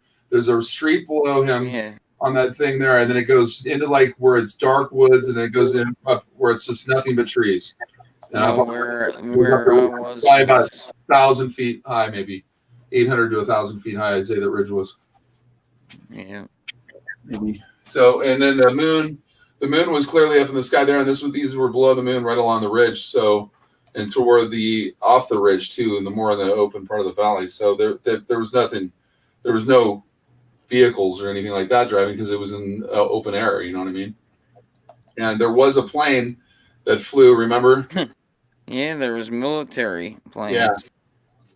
So I wonder if it's an aerial aircraft carrier. And, you know, they were talking about, you know, if they had one of those TR-3Bs, they might use it for where they could, you know, it'd be much better to use aerial than it would be an aircraft carrier because then they can fly right off the aerial and they don't have to worry about heading the ocean. And they're up in the sky where they're out of sight. If these things are up, you know, 50, 80,000 feet, a fighter can go off, you know.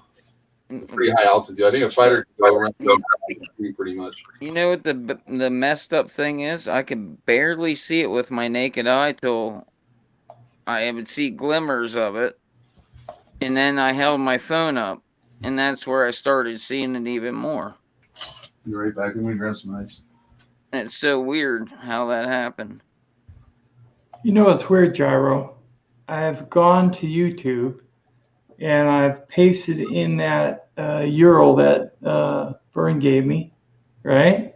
Mm-hmm. It does not go to your video. I cannot get it to go to your video. Right, here, Tim, I'll put you the link up for it because I've actually got it and it's supposed to be sharing on my screen now. I'll post it up in the chat. Oh, so, in the regular chat? Yeah. Okay. There you go. If it's the video that he's talking about, it's pretty decent. Oh, that one. Okay. I just got to try to copy it. It won't let me. I'm going to have to post it right there. I'm standing out there. It was probably about... that ain't going to help me any. Yeah, you're going to have to post it in the other chat because it won't let me copy it. In which chat? In the private. Can you get to the private chat? Bear with me one sec. To the right, there should be a You're button the for only one private that can chat. share it all, right then. Just put it in the private chat. Like when it comes There you up. go. It's there now. Okay. Yeah, it's the same one that I burned. I'll try it again. This shit's.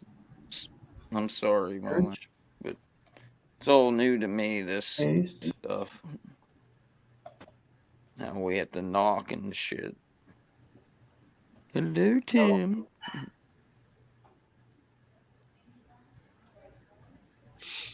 I don't. This is weird. 6 more. You have to See, scroll down. cute, kind of but a way.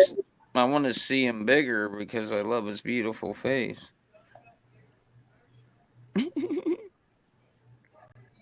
I don't know.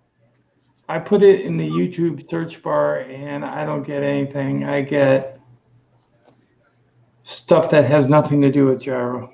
No, don't put it into the YouTube search bar. Put it into a new window on the internet. Oh, like Google. Yeah. Okay, I can do that.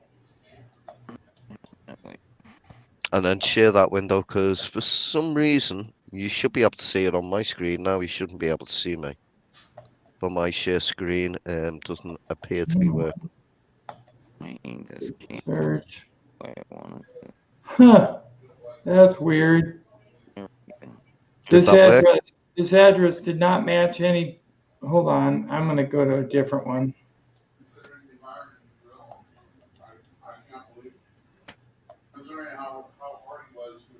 Darth Vader.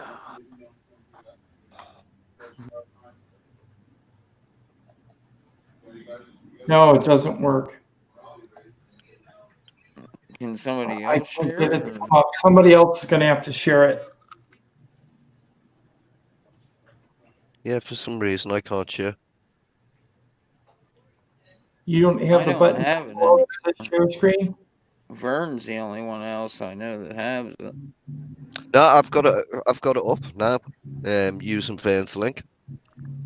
But when I go to share screen. Well, I know, but I mean, I don't know how to. Okay, do it. once you go up to share screen, it should show up down below on my panel, and then I can click on it. And But I don't see it right now. All I see is UQ. Oh, no, I see it. I see it.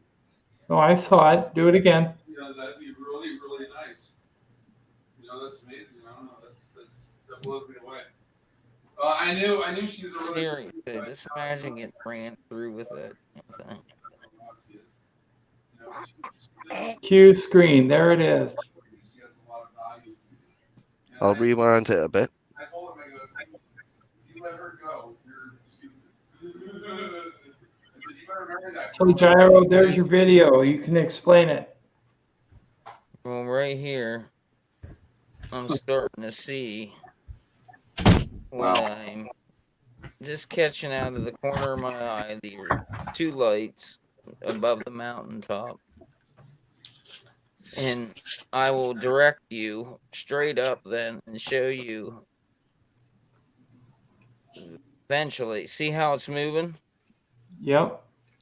I know I'm yelling at him to put his hand down and rest it on something so he doesn't keep jerking all around, but but it was cold, huh? Yeah, it was about 32 degrees at that time. And your woman kept telling you to come in with her phone. Yeah, she was bitching at me. That woman, I guess. Not your woman, that woman. Yeah. But I would keep saying, well, look, here's the moon. It's in the sky. See these lights? Look at them. They're different colors. You'll start. One looks like it's shooting sparks out of it. Yeah, there's some pretty heavy footage. You just got to let it play through because it'll get like clearer at times and stuff. So.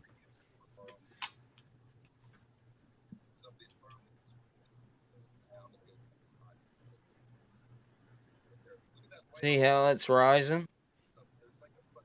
Yeah, there's these little things that kept coming out of them.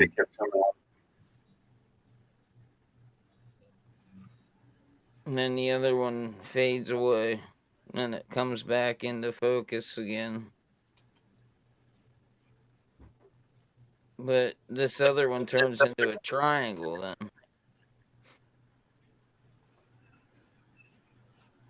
That one on the right looks like a triangle. What's that? The one on the right looks like a triangle.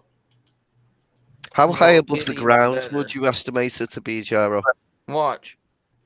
See, there's the moon. That's the mountaintop. And it will turn. Watch, the lights will get brighter.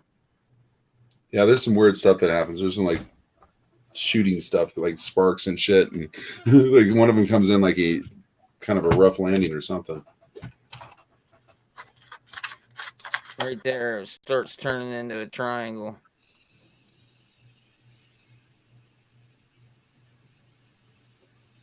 You saw this, didn't you, Q? Yeah. See the sparks coming out the back? I don't know what the hell that is. Pretty full blown stuff, though. And this is over by you, Vern, right? So That's No, me. this is where I was. Oh, This this is is in 3,000 Pennsylvania? miles away from me.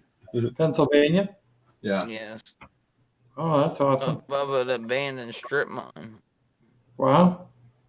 Where there's no, like, there's a highway road that runs down below it, but this is above it. I show you perfectly the moon in the sky, and this is right here. The moon in the sky, this is right here. Some fucked up shit. Excuse my language. I was freaking out at this point. If you could hear the audio.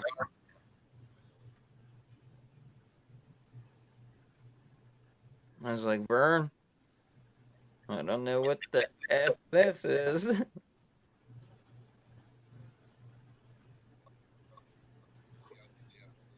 But it gets even better then.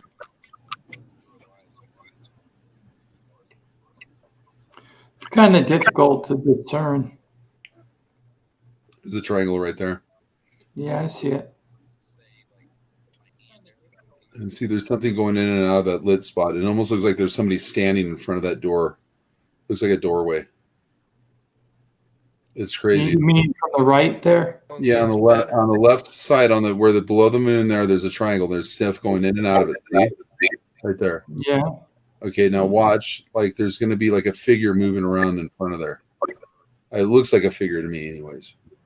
I said it. Like a silhouette right there, and you can see it for a second, and then it goes. He's jerking around, but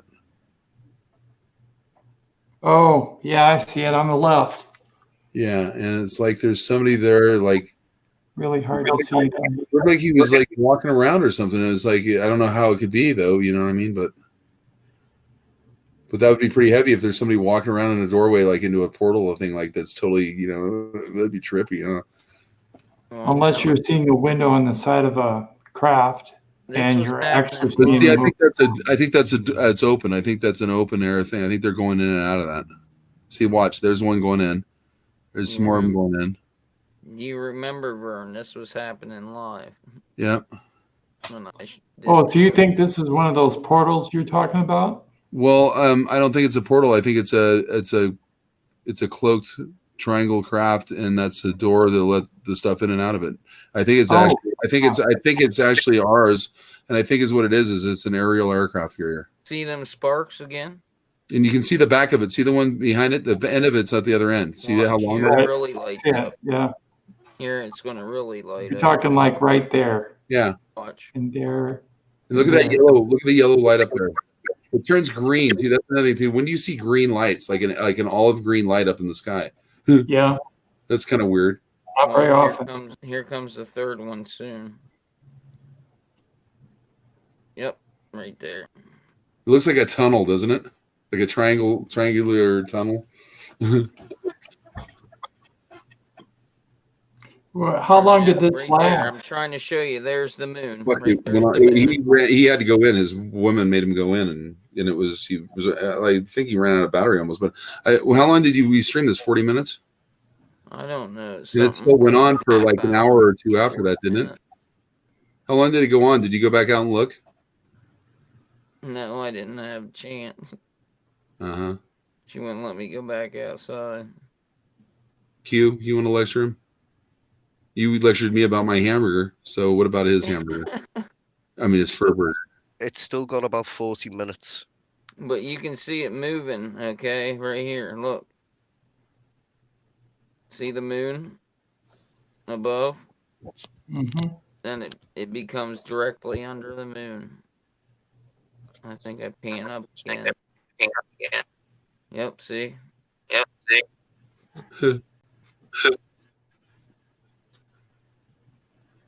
That's the moon, and that's the moon, and Where's that echo coming from? I don't know. It's like all of a sudden we got it. Hey, Tim, I'm Yes. going to bounce off here. It's nice meeting all of you. Okay, Lurch, nice having you on board. Thank you. I'm going to go eat and grab a live stream on Twitch. All right. Talk to you later, man. All right. Peace out, y'all.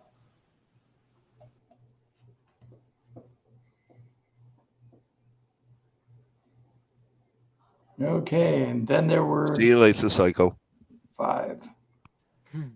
He really does have that Lurch appearance, doesn't he? Yeah, I mean, like, I He see where does. I see where he gets his name. It's cool. If they ever do like a remake of the Addams Family, they had to hire him. They should. Dun, dun, dun, dun, dun, dun. I'll be thing. This the hand. I'll be cousin it. I always thought shave your head, Vern, you could be Fester. No, you look like Fester to me. Actually, you're already there. Yeah, you're there already, Tim. Oh, thanks. I think I would be like one of the people that would show up and be terrified and run away. Oh God, I didn't say that. So we got going on the chat here. Right there, it turns into 2. I remember, That's pretty bright right there. Aerial Uber, huh? and then it will go into a 3 again.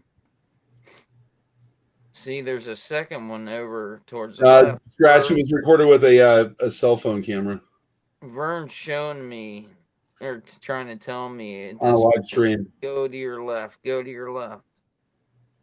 And I was focused on these ones. And I was like, well, I didn't see the one to the left yet. Yeah, that's really The cool. only ones I seen. See that shit? Yeah. Looked like a fireball came out of the side of that. There, the moon above still. Yeah. Okay, well, I'm going to switch it back to the other screen. Hold on. There we go. So people can see your lovely faces. I don't know where Q went. Check his hamburger, I think. What do they call hamburgers over there? Yeah. That was very interesting footage. Thanks for sharing it. It's not the full footage, yeah. I know. But 40 minutes footage when we need to talk a little bit about stuff, I think. I understand. You put a link. Did you put a link in the that people can watch it on their own too? Yeah, there's a, oh, yeah, okay, I'll put a link in the, I can do that, unless you want to. I've already done it. It's in the chat now. You have put it in the chat. Okay, thanks, Q. Yeah, if anybody, I don't care. For anybody who wants to watch that as well, you need to go to the likes of Google and put it in there, or put it straight into the likes of the HTTP bar at the top of your page, which is actually the best way of doing it.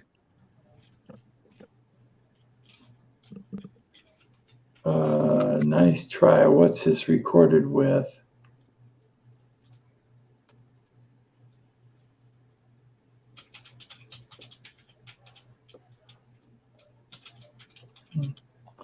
Hi, Inger. How you doing?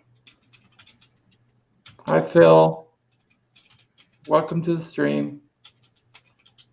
You know, something I might add is that if you ever have like a cell phone and you see a UFO and or something you want to video and it's like a, you know, and you're shaking a little bit and all that, you're never going to get a good video if you're holding it totally in your hand. You need to take like your hand and like lay it on something that's solid. You know what I mean? And then, but it was 30 yeah. something fucking degrees out. Well, I know, but I mean, I'm just letting people know that in the future. Because a lot of people, you know, they sit there and try to hold it and all that. It's like find like a wall or something and hold your hand against the wall and use that as a tree.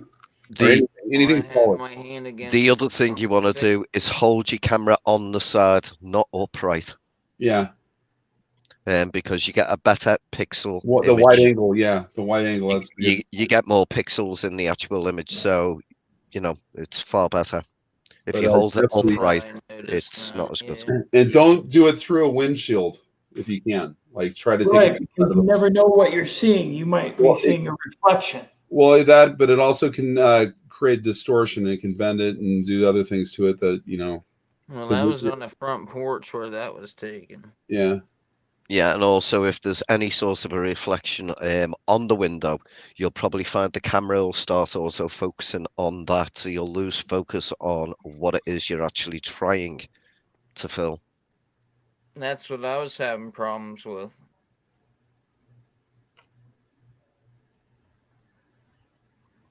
Exactly.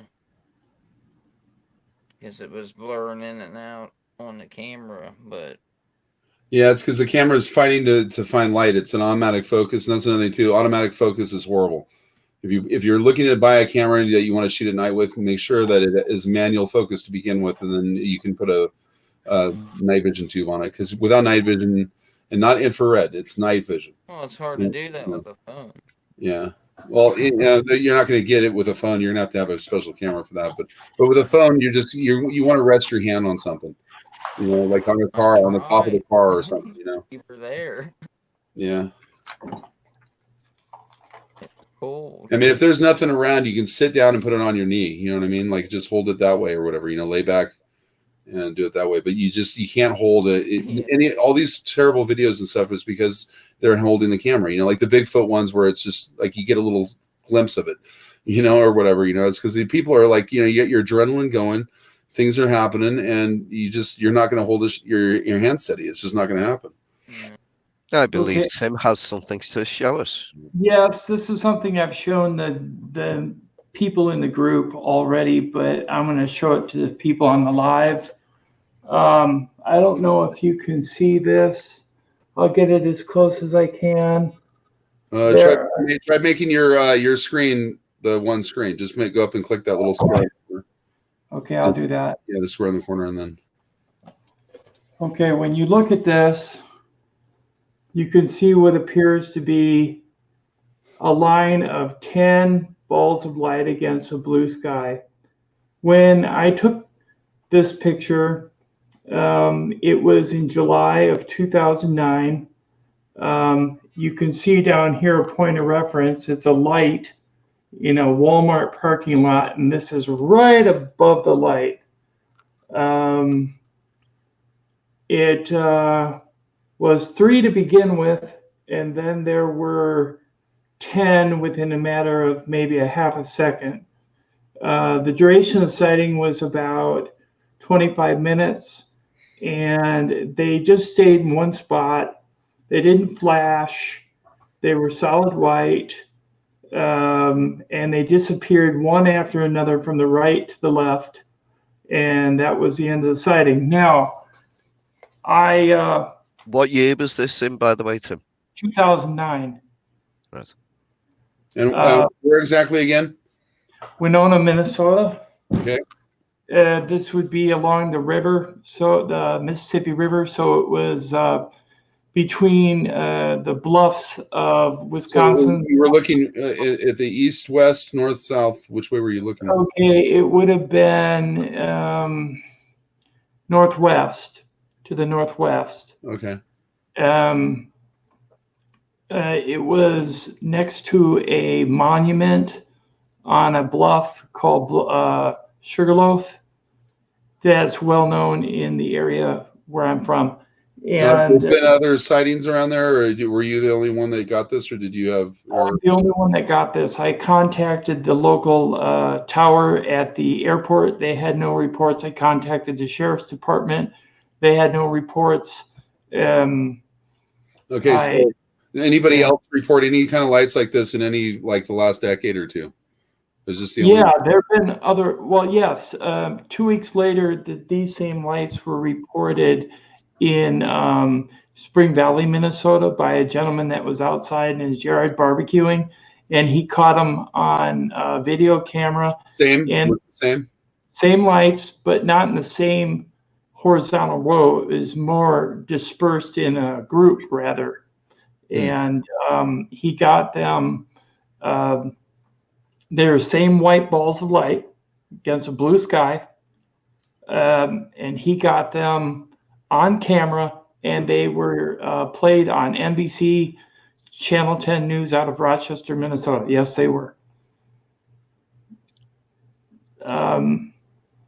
People said, oh, they're fireworks.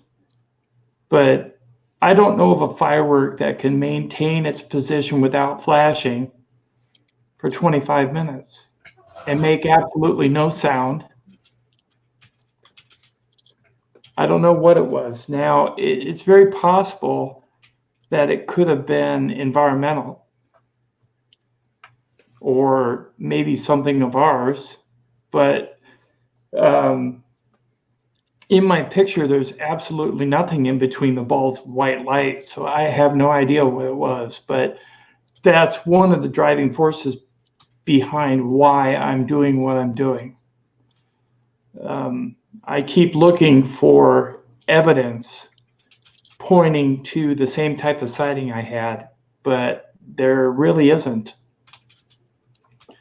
The only thing that comes close, believe it or not, is that Starlink array that Elon Musk just put in space.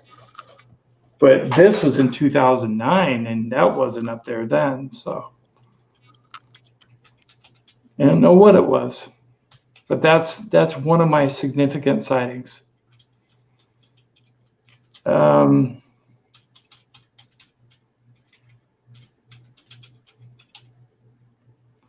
hear a lot of typing going on, so obviously something's going on. Well, I'm just answering people in the chat. Cool, thank you, Vern. I appreciate that. Yeah, me too. I'm trying to keep up on that. Yeah, he was just asking why the video was 8 hours long, and I said because I haven't had a computer to edit it until just recently, but I still haven't set it up yet. Which I was in the process of setting it up again, but well, the actual footage is about an hour, isn't it? It's just 40 minutes. About 40 minutes, yeah. But it's in an 8-hour stream. Yes, and I'm going to edit it out one of these days soon and make it separate. But I know, huh? Set it up. I want to see if it works, you know. I know. I hope it does. Too. I've been wanting to do it and stuff. It's just like I said, I had a lot of setbacks. Right. You have all the equipment. Things were supposed to roll like differently in my private life than they are right now, and I'm just so getting sick and tired of these people protecting one another. You know, in the level of authorities that they are. It's just ridiculous. They are really, really, really awful people. Well, Vern said he will definitely, and he did use the word definitely, have the computer set up by 2030. No, I said it was, 1 month? But I'm past a month now, I think. I went over. By the end of the year, actually, but that's fine. The end of the year would be one more month and a half. That's just what the Great Spirit told me. He said, don't even bother doing nothing until the first of the year. You won't be doing any shit like that. We're going to be fucked up, you know, whatever. And it has got Windows 10 on it, hasn't it, Tim? Windows 10 Pro, yeah. Yeah. Cool. Yeah. It doesn't have like. I started to clean off my desk and then it got dirty again. And why does that happen? Jax. Jax. Jack. He's asleep, probably. He probably finally went to sleep. No, because unless he's in the living room, because I keep seeing flashes on the ceiling. So That's probably the cars going by out front on the road. could be.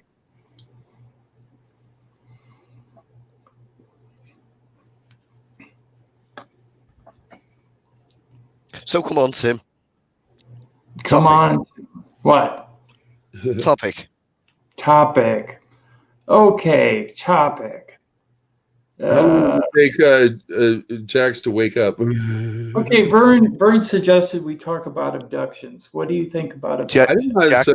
I suggest we talk about your videos, some of your highlighted videos or whatever. Jax, you have yourself muted, mate. Yeah, I'm going to do that in another stream, Vern. I'm eating. In regards to, you also mentioned abductions, and I kind of want to look into that. Alien abductions, what do you think, Q? I'm actually just wondering with Jack's eating whether Alex has been stirring them beans. An old joke. A lot of people here won't get that. Hominy. We do. He's stirring hominy today. So what was the question? Sorry, Tim. I wonder how much gas is in that house, actually.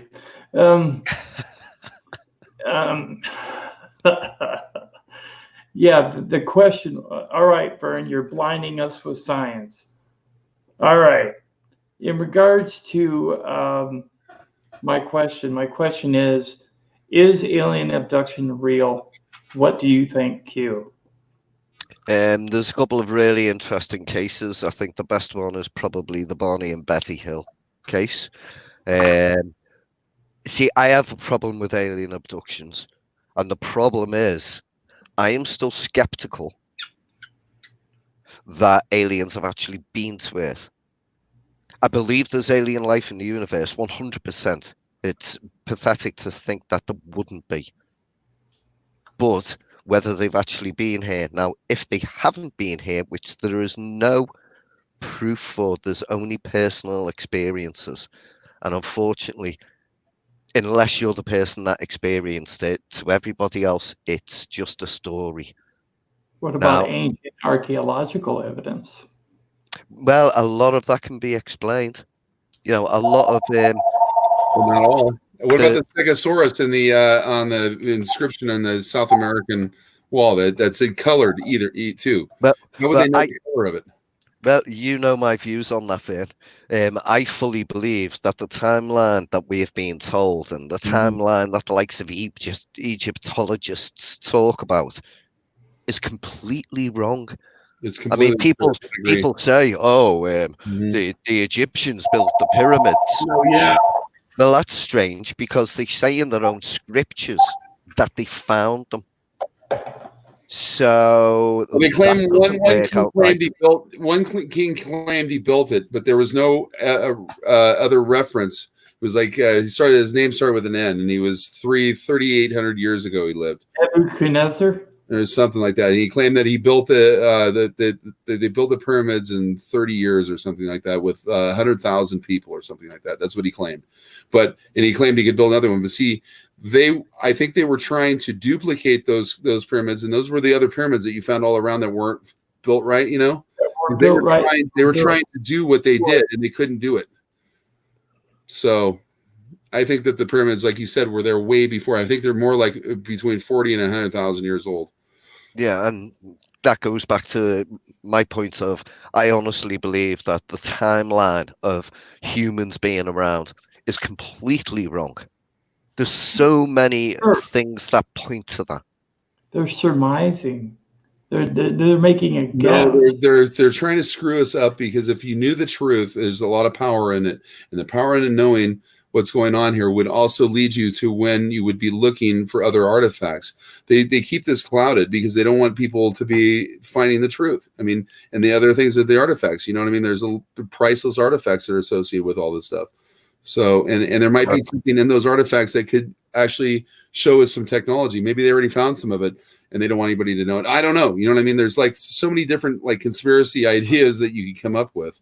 But bottom line, they are doing this, and they've been doing it. They've been doing it with like the petroleum. They've been doing it with geology, and they're carbon testing. The carbon testing is not accurate. Okay, it's not that accurate. It really isn't. I suggest anybody go look up who came up with carbon dating, and when you see who came up with it, you'll go because it's Rockefeller. Okay. Wow. And he's really? he's the guy that paid the guy to come up with carbon dating. And see, before 1870, they referred to petroleum as rock oil because it came out of the rock, right? You know, or whatever. Petroleum came along and fossil fuels came along because they wanted to limit production. You know what I mean? Where they could control the production and say, oh, well, we don't have enough when they have more than they know what to do with. The oil wells have all replenished, the ones that they've sucked dry here in the United States, because oil comes from way deep down in the earth. It doesn't come from fossils and all, necessarily all fossils. Okay, there is evidence that organic decomposition causes all kinds of organic, oil-based things. Like in the basis of it is the very most basic petroleum thing that there is. The first thing that gets cracked is methane gas, CH4, right? CH4. Okay, what other planets are composed of methane almost? Saturn, Jupiter, Neptune, and Uranus. Okay? They're all Venus is like a terrestrial planet, it's like ours. The gas giants, okay, and they're almost all composed of methane, ammonia, all of these organic substances, okay? Or if you look at organic chemistry, ammonia is an organic substance, okay? So is methane, okay? So how was methane made on Jupiter? If it was, you hear what I'm saying? It's an abundant thing, okay? So petroleum is something that's created naturally by the planet's thermodynamics. I believe that. Right. And seawater has a lot to do with it in the rift zone. Where all the rift zones are on the plates, and where the plates come together, like in Somalia and Saudi Arabia, there's a rift. The rift goes up, and when it goes up, all the oil gets trapped in there because it floats on the water. There's water below the continent, and all that oil gets forced up because it's hydraulic pressure that causes it. Hydraulics is like a hydraulic jack, except instead of using a jack, you're using oil filled, and that's basically where it gets forced into these crevices, and it's sitting under a lot of pressure. So when they drill into it, it pops out, comes flying out of there because of the pressure. Right. Question I have for you is: can you share your ideas on what you think is a giant reactor in the center of the Earth? Yeah, but it's a kind of reactor that is not like anything we've ever devised. I mean, it's using a type of this is what I understand it as being. Okay, the UFOs that we see around here mainly are maintenance UFOs. They're here to stabilize certain areas of the Earth, especially where there's a lot of concentrations of population. They're here to protect us.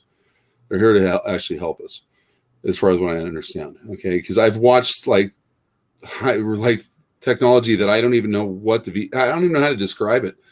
Like when you see a light coming up out of the ground, and you're like, how is it coming up out of the ground? But it's coming out of the ground because it's doing the reverse of a shadow. Like like when you have a shadow and you have the light and you have a shadow cast, and you can see where the light is being shined on. Right. Well, imagine, it in reverse. Okay. So if you took the shadow and reversed it with the light or whatever, where the light is like coming out of the ground and it's shadowing on like the bottoms of branches and stuff, where you can see it going up, and yet there's solid ground, and there's some kind of a craft flying around above it that's tracking or doing something, and they're on like a grid that they're like on like a rail, that they're just going to the same exact place. And I saw one of them doing it for 3 weeks out there. And the minute somebody would come along, it would go and hide for a little while. Or if I messed with it with my laser or whatever, it'd hide for a little while and come back out. And I did get pretty close to this thing, and I have no idea what it is. All I can tell you is it's some kind of elaborate freaking spacecraft, I guess. I don't know where to begin, because it's like nothing I've ever seen before. I mean, it looks like it belongs in space. It had booms on it and bulbs and like round things on it coming off of it. And when I saw it leaving one morning, I don't know what I was looking at, something that was like out of like another era, another time. I mean, that's all I can say. It looked like something like from Star Trek or sometime, you know what I mean? Like the way it looked. Right. It didn't look like it was from this time at all. So I don't know what it was that I was looking at, but that thing did some weird stuff. Like I said, with the light coming up out of the ground, I've never seen anything like it, where the light comes up out of the ground. It looks like a window. Like I saw a little like across, like almost like a window, and it's going around over this. But I'm like looking at it, and it's like illuminating the bottoms of the tree branches, like where it's coming up, and you can see it shadowing. It's like a shadow that's a light shadow. And like I said, I don't know how or what it was. You know what I mean? Like, how do you have a light shadow coming up out of the ground? You know what I mean? That's just, it's madness. You know? Right. And I saw this thing for like weeks. And so, I mean, I can't make a mistake here because I watched it night after night. I go back out there and I'll be like, I cannot believe it's out here again, you know? But trying to video this stuff or whatever when you don't have the proper video stuff, and I couldn't only get so close. If I got too close, I couldn't see it because it would be up above me or whatever, and it'd be moving around. I couldn't see it. So I had to sit pretty far away to be able to see it. And it was moving around fairly fast. Did they disappear on you as well? What's that? Yeah, that was the one time I got up close to it, and it came around the side of the mountain or whatever, the way the mountain was, you know, or whatever. And I was down here, and it came up around, and I was taking a piss, actually. I wasn't expecting to see anything, and it was like, it was like we weren't supposed to see it. And it took off, and I took off, and you know what I mean? It was like. So it responded in kind. It took off. You know how many times they've come up on me while I was taking a piss too? Like, I'm not kidding you. Like, oh, maybe I pee too much out there. I don't know, but I'm just telling you, like, it's like funny. How many times I've gone out and taken a piss on the side of the house and looked up and seen something going on. It happens every time when I'm taking a piss. Wow. I don't know why, but it's just. I can tell you why that is, Vin. It's because they're getting reports of somebody peeing, and they're sending the police helicopters up looking for you. Yeah, in the BLM desert. In the BLM desert, they're worried about me peeing. Okay. Mention now, you saw with all the mercury that's been dumped out there and everything else, they're worried about my pee. Okay. What about all those helicopters? I know my pee is very corrosive. Someone's watching you from a government satellite. Vern, what about those helicopters over your house the other day? Helicopters? Yeah, you said there were helicopters flying around. I know. There was a helicopter that was cruising around hell low, flying crazy. I don't know what he was doing. I didn't see anything on it. It might have been for a movie. They do shoot movies up here now and again, but or you know what I mean? Yeah, maybe they're monitoring you. Maybe. I'm sure they are because I've had law enforcement. Okay, what I wanted to ask is that time that you were out in the desert and you said you saw cars approaching the lights that you were watching, and the lights would turn off. Oh yeah, well that was over by the substation over here by off of Buckeye. And there's a big substation there, and I had noticed that there was like all these lights on the you know how the substations are, you know, with all the lines coming in and the switches and all that stuff. I'm like, there's a lot of lights on there, and so I'm like, I pull up, and I'm like watching an orb just go like this and go and like go right by the other ones and touch on them, like they're all orb like looking things. So I'm like watching it, and another one would come up, and there I think I counted 33 of them on there at one point. There was 33, I think, total. And I'd hear a car coming, and all of a sudden they go blink, and they go all out. I'm like, what the hell?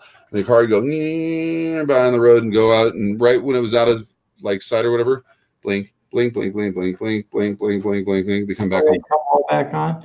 Now, does that lend credence then to the thought that they only show themselves to who they? Well, I don't know what it is that I'm looking at. When you look at an orb, you're looking at it like you might as well look at a generic, like it's a balloon or whatever. I mean, I don't know how to decipher necessarily which ones are which, except for I do know that they are different because I've seen different ones. I've seen little ones. I've seen pretty good sized ones. I've seen ones that turned into discs, ones that went from a disc into an orb. And I think that what the orb is a projection of light coming from their paradimensional cloaking. And they're paradimensionally traveling. That's how they can travel through solid objects. They can travel through anything. Is they're actually in between. The way that I was made to understand it is that if you imagine a rainbow and you imagine the dark lines, they're traveling in the dark lines between the rainbows. So that way the color is matter or mass or whatever that, you know, where we're at here. And so they can poke a hole anywhere and navigate, and they can keep themselves where they are in this world but the minute they close that off, then they're no longer connected. Is how I understand it as. But that is a tear in the fabric of whatever it is that separates us from that other dimension. And however they do it with some sort of electromagnetic field, I believe. You know, that when I saw the craft do it, and it transported itself out of here into another place instantaneously, bringing that place back in its place, which all makes sense. You know, like physics, when you think about it, you know, you have to have the space made up that's lost. Because if you didn't, you'd be crushed, and then it would also create a void. And so for some reason, though, when they create this effect, it does not make the worlds mix, okay? But even though that they can pass in and out, and I saw them going in and back, you know, one way and back through the other way, when those other little ones were forced out, that there's some way that field maintains the stability. And I watched it when it started to close or whatever, and it looked like it was getting further away when I looked at it in the binocular. But when I looked at it with my naked eye, it looked like it was getting smaller. But when I looked at it with the binocular, I could see the details like in miniature. Like, it's the only time I can actually ever compare this was when I used to be a little kid and I used to go astrally projecting. I used to leave my body. I used to do it all the time. And I remember looking back one time at my body and seeing it was way, way far away, but I could still see it was my body. And the minute I did, I had to rush back to it because my body then knew I was out of it and was freaking. And it would, you know, go into like where I wasn't breathing or whatever. And that was the last time I actually went, because I went so far out. I almost made it to Orion's ball. I was over halfway there. Have you ever seen anything mimic like the Big Dipper or anything like that in the sky? I think I've seen something like that effect. I've actually seen some pretty weird stuff. I don't even want to go into it because like some of it gets kind of like where, you know, only certain people really are prepared to hear it. I think because you would have to be exposed to some of the stuff to actually believe it or understand it.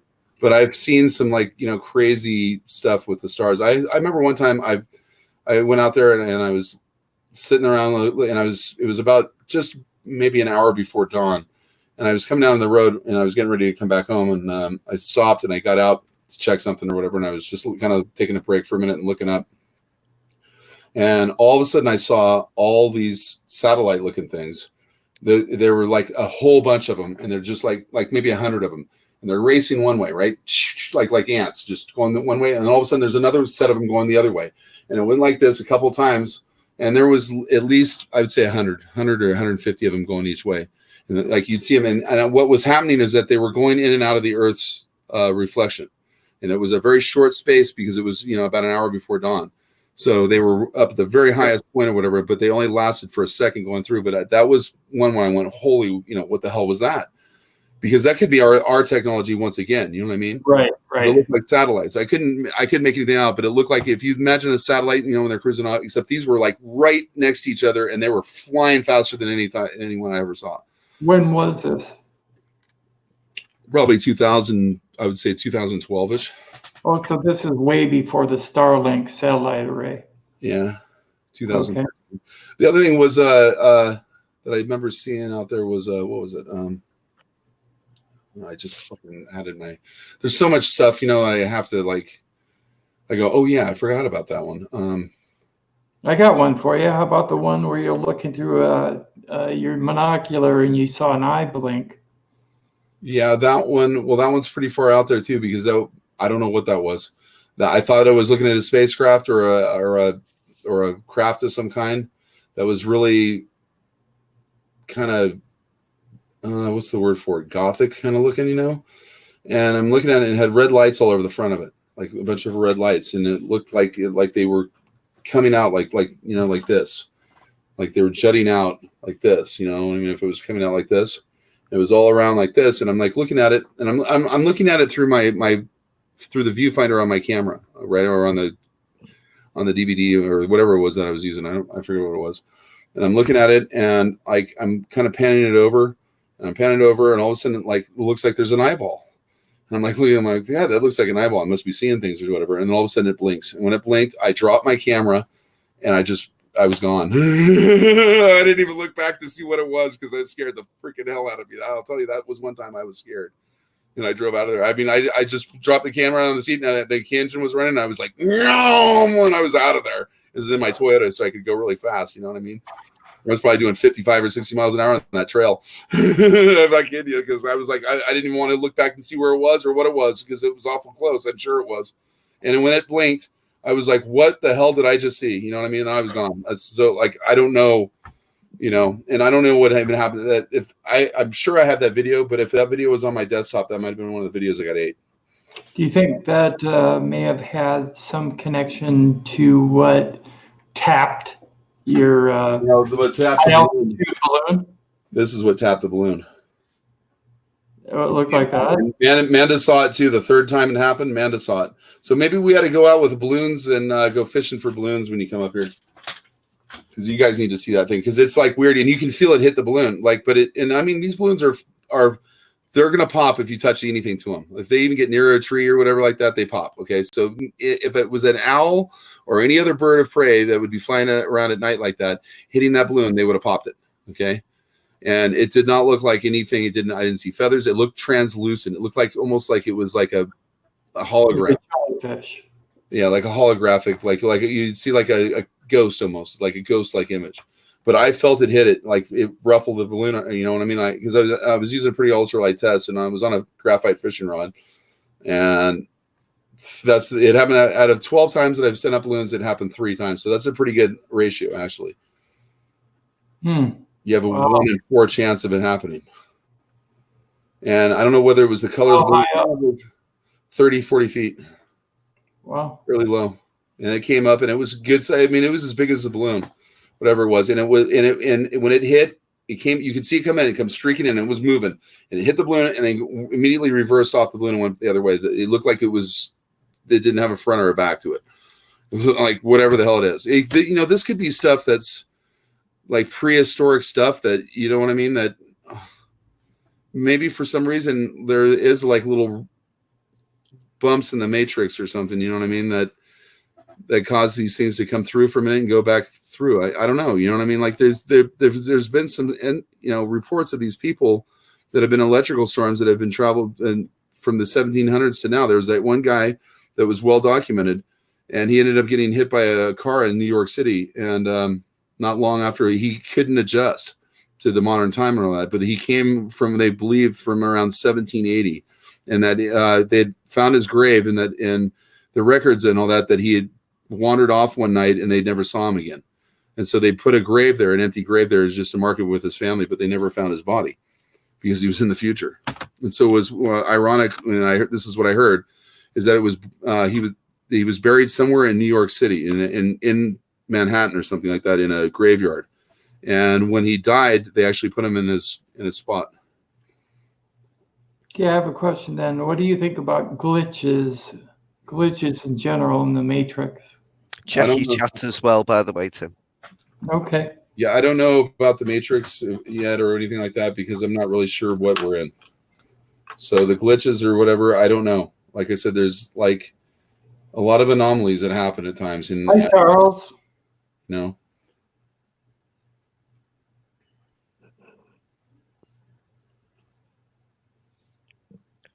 Amazing. Yeah. I don't know what it was, Charles. That's why I said it was an unknown dark mass. I have no idea what it was. It could have been a cloud, but from what the footage I got that was enhanced was not, it didn't, well, I'm not sure. See, that's the thing. I have no idea what it was. That's why I put it out there for you guys to talk about. What Cyrus studied for? Some kind of FAA test or something? No one, Cyrus. It's some sort of flying license, probably. FAA. Yeah. So you can fly blindfolded and upside down or something, or what? Well, so you can work for you. He got the night one, I know that, but there was other things, you know, that he had to get to go a little further. But. Yeah, the list just seems to be getting bigger and bigger with them. And how much does it cost? I bet it's a fortune, huh? No, Vern, I thought he was getting his license so he could fly for you when you're working in the cannabis industry. Really? He's going to be Air 2 or something? Air Charlie. We just got to fly over this one spot, and we got to drop it right there. Yeah, I'm going to go back to my question about the glitch in the matrix, and I would never have conscribed to the belief of everything being on a matrix until my brother, who is an extreme skeptic of anything fringe science, said to me that he was getting on an elevator at work, and he saw this gentleman in an elevator, and all of a sudden the doors of the elevator opened up, and the gentleman that was in the elevator was gone, and he saw him getting on the elevator again. What? Yeah, it's like it was repeating itself.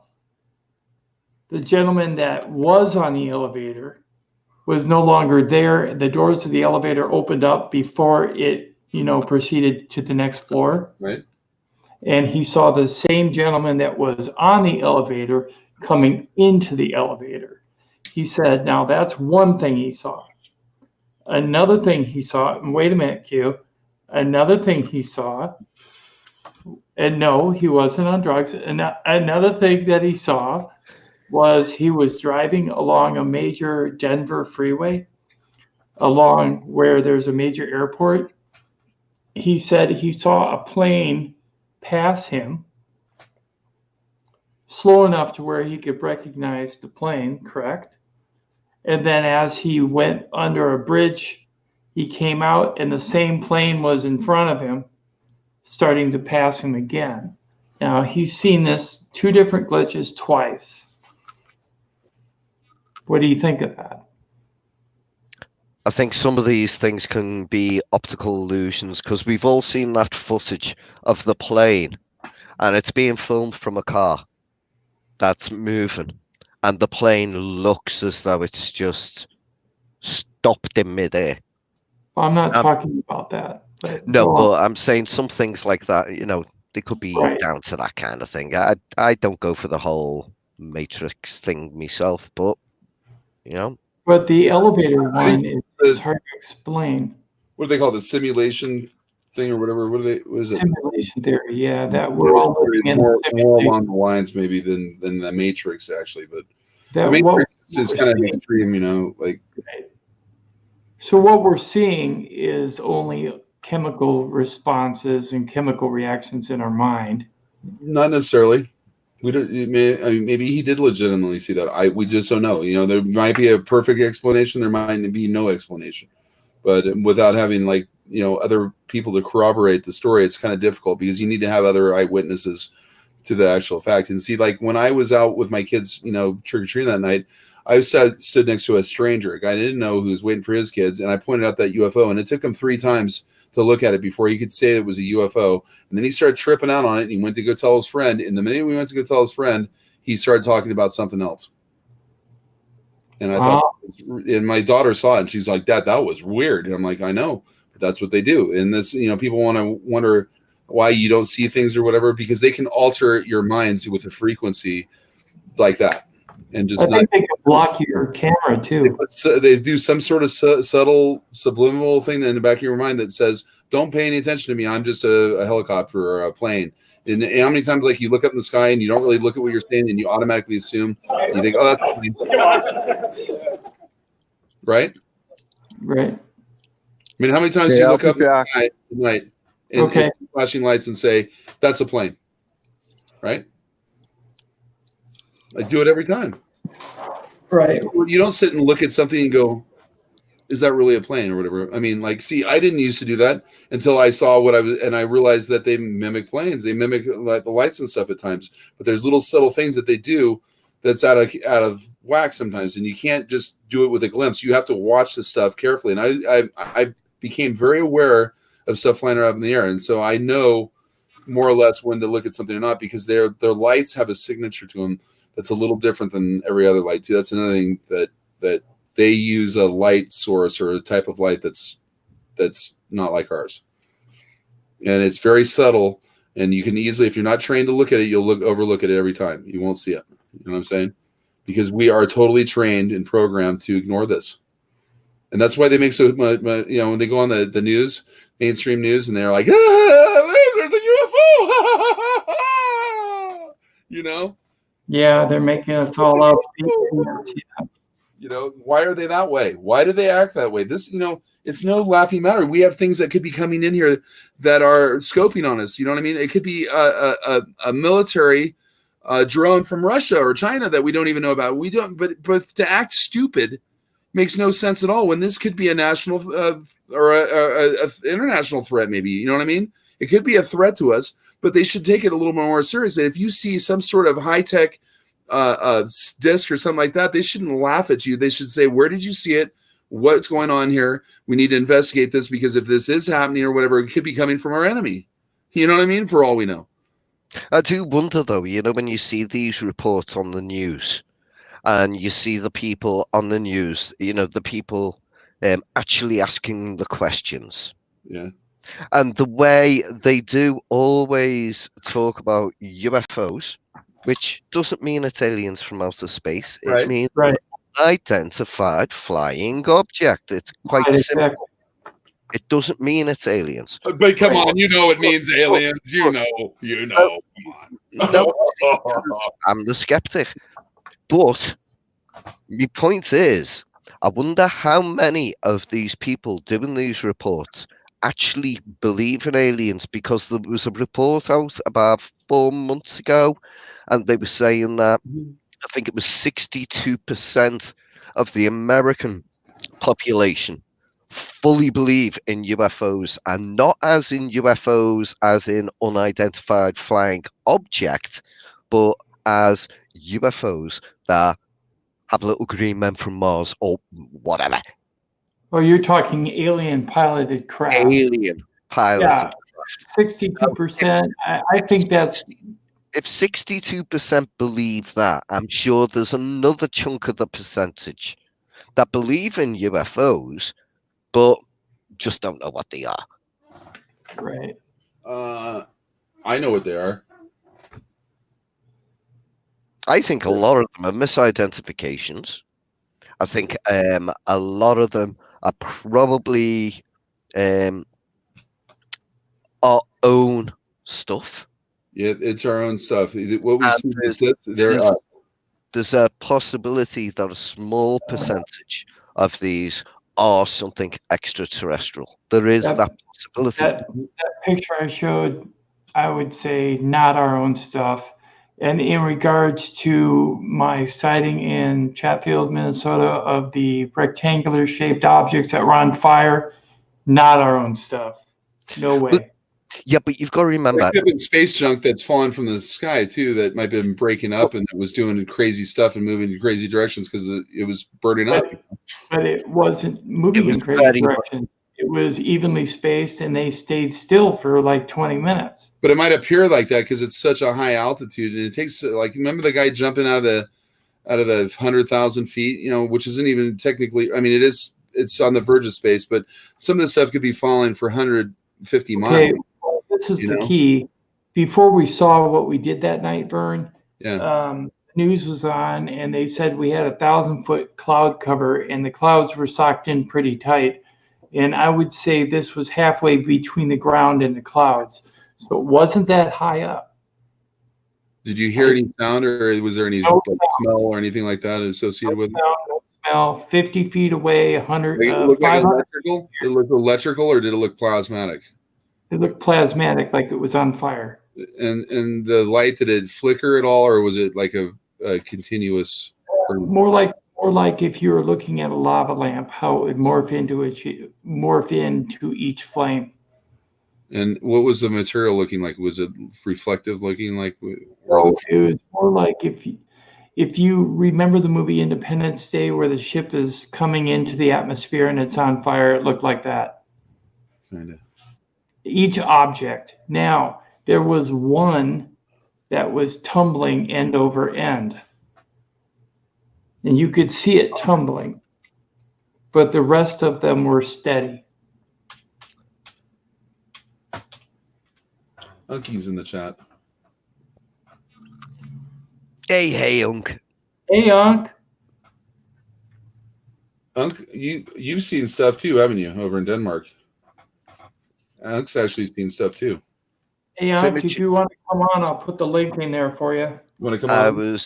was just about to say exactly the same, Tim. Hey, Okie. Or you can put the link in, Q, either It's way. in.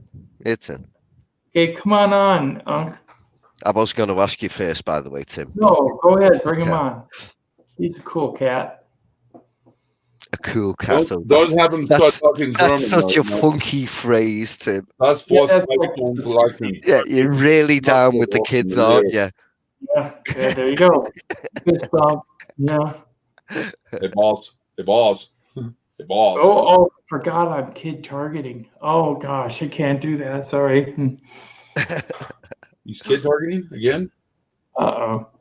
Well, Gyro's Burn. on now, so it's okay. Oh, it's Gyro.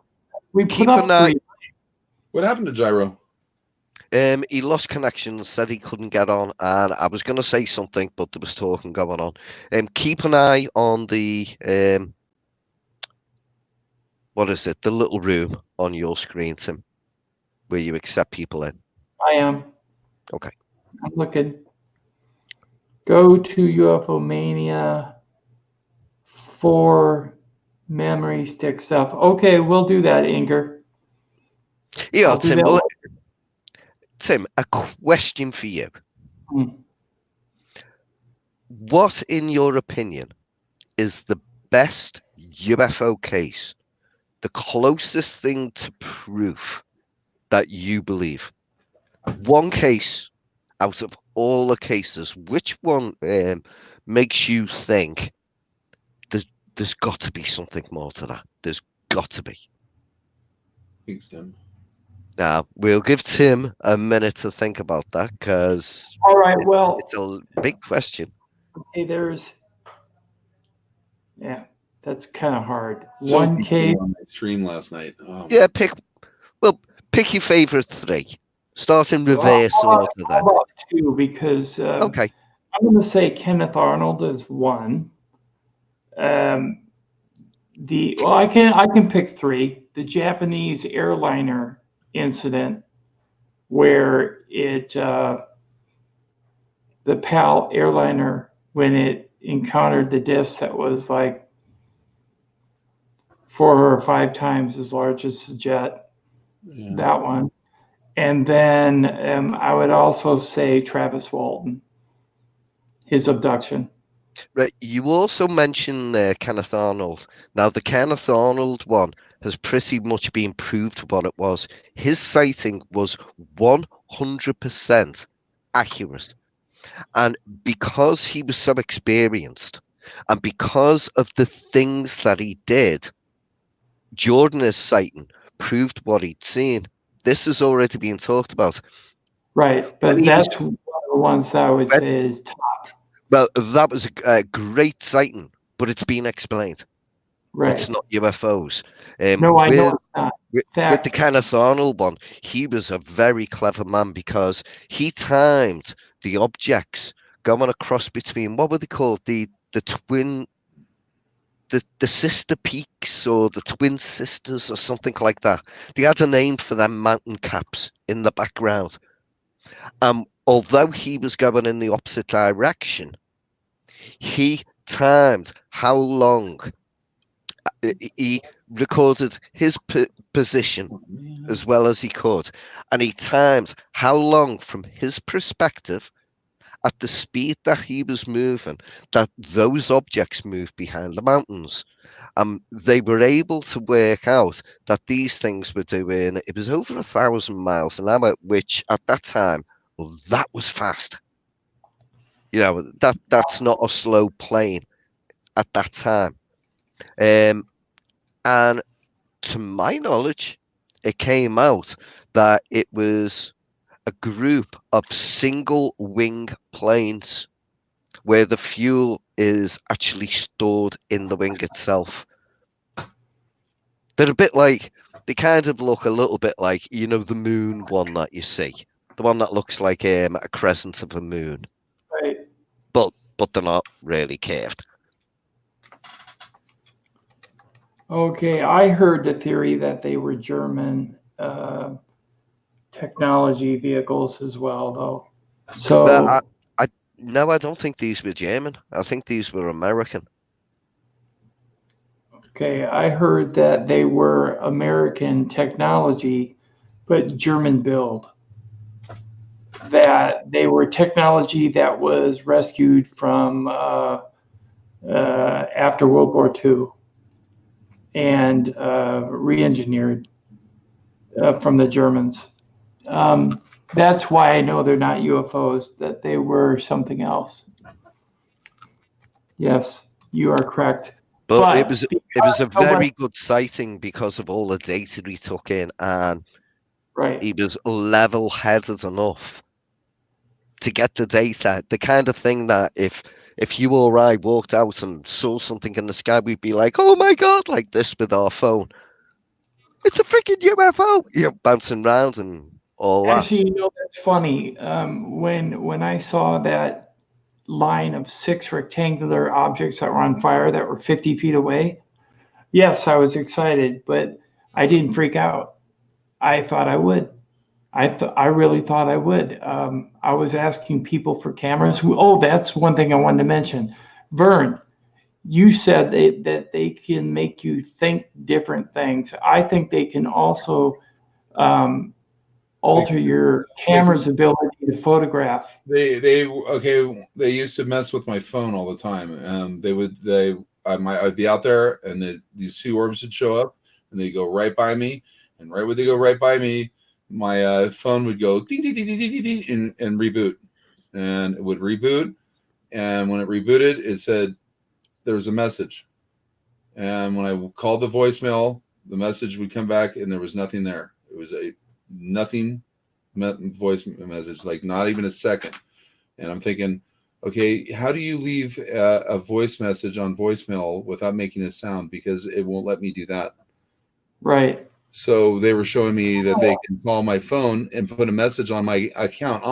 Welcome back, Gyro. Okay. I mean, how do they do that? I mean, on my account, Yeah, they rebooted my phone, and in rebooting it, they sent a message through the whole system, through the whole network. That's pretty powerful.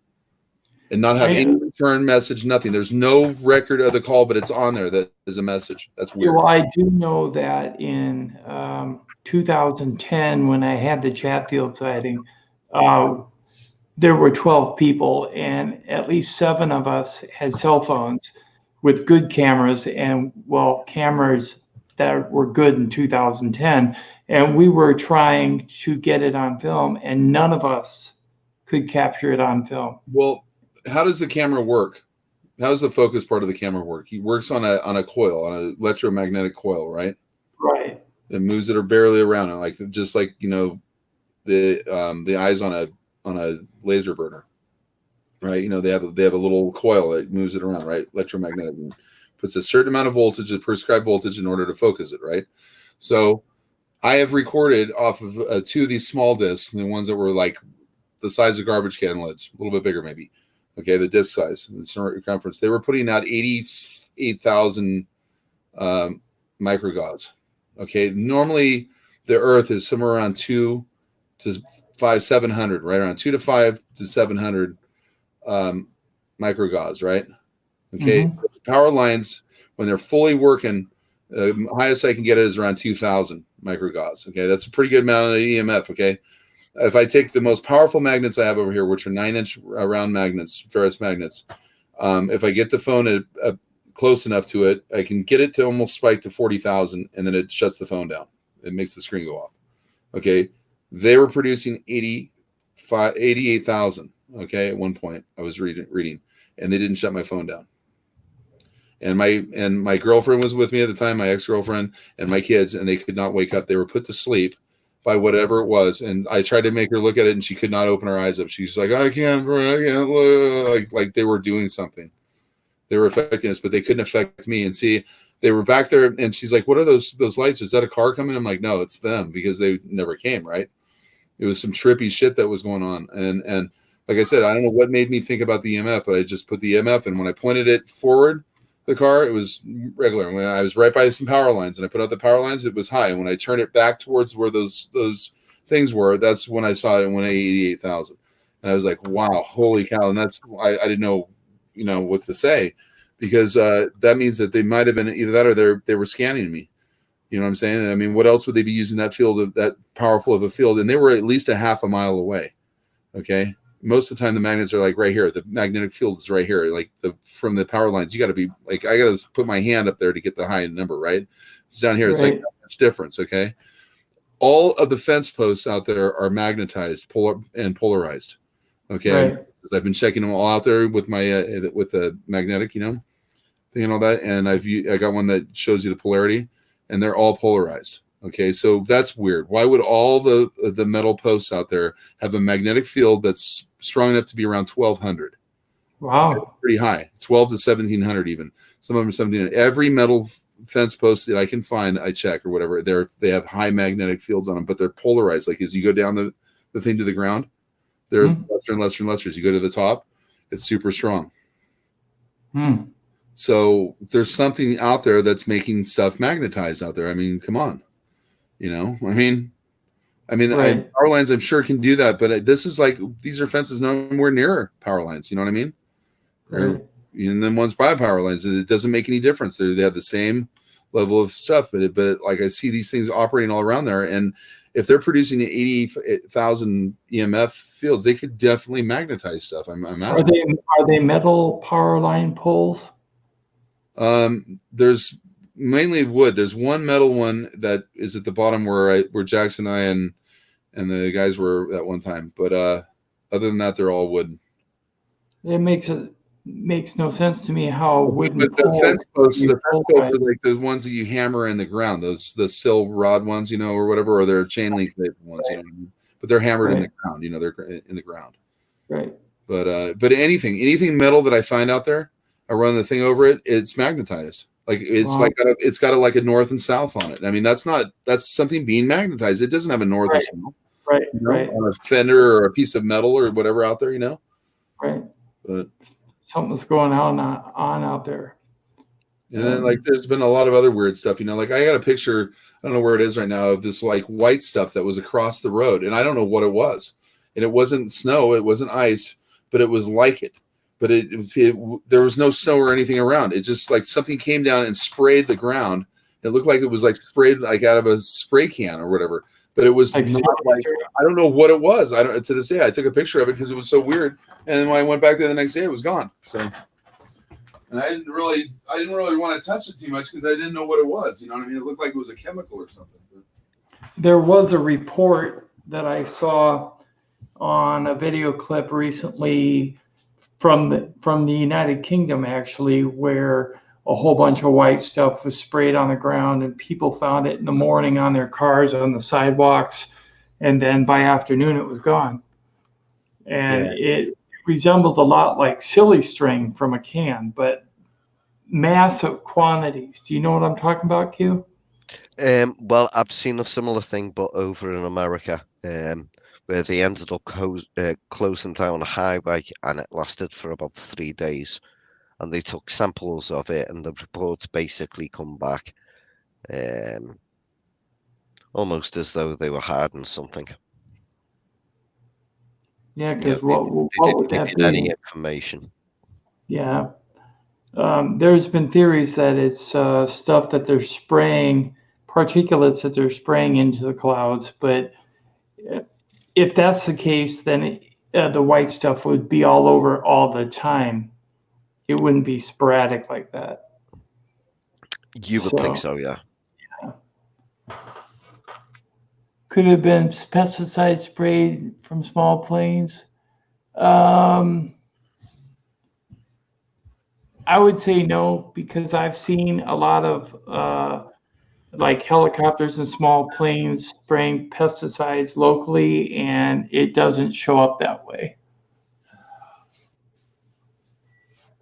But if there was an issue with, say, the way it was being sprayed. Your picture is reversed, but I like the shirt. Burn. The original spaceman. What was that? Oh, picture's reversed. There's always one troll, isn't there? Yeah. And Werner's mine. Werner's trolling Q, yep.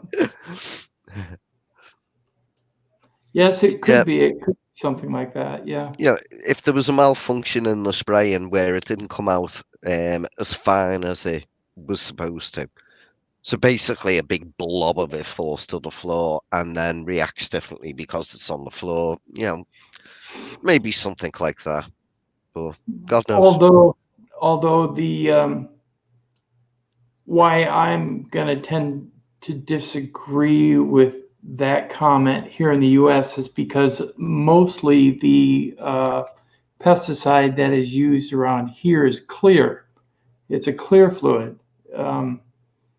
And even if it were to react with like dust, It's called or it would still be clear. It wouldn't turn white and get all clumpy and stretchy. It would not. I don't know. I think that depends down to whatever crap they've put into that chemical.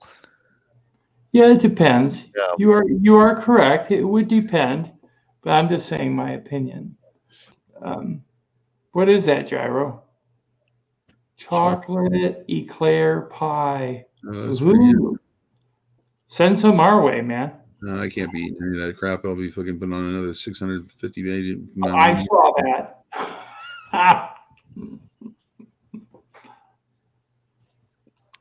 I'll give you this, Gyro. Earlier on, I asked you what were your favourite cases, and you said the plane and Travis Walton.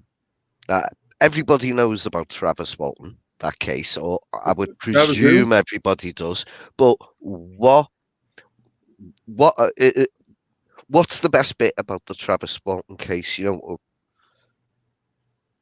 for me, maybe even just talk about it. Maybe are there anybody out there that doesn't know about the Travis Walton case? The story has never changed. Does everyone know about it, or do we need to remind them? Whitley Strieber, his story has never changed. Them Australian school kids, their stories never African changed. School kids too. The African, sorry. But there was Australian ones too. Yeah, there has been a very similar one. But the African one, wasn't that the one where they revisited them like 30, 40 years later or something stupid like that? I don't remember about that, but I know that they revisited the adults and talked to them about it. Yes. Yeah. They did revisit, I think it was not the Australian one.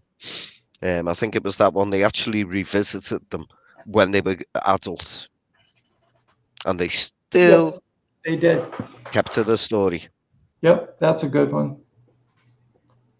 There's so many, it's just crazy. What's the best bit about the Travis Walton, apart from the fact that they always kept to the story?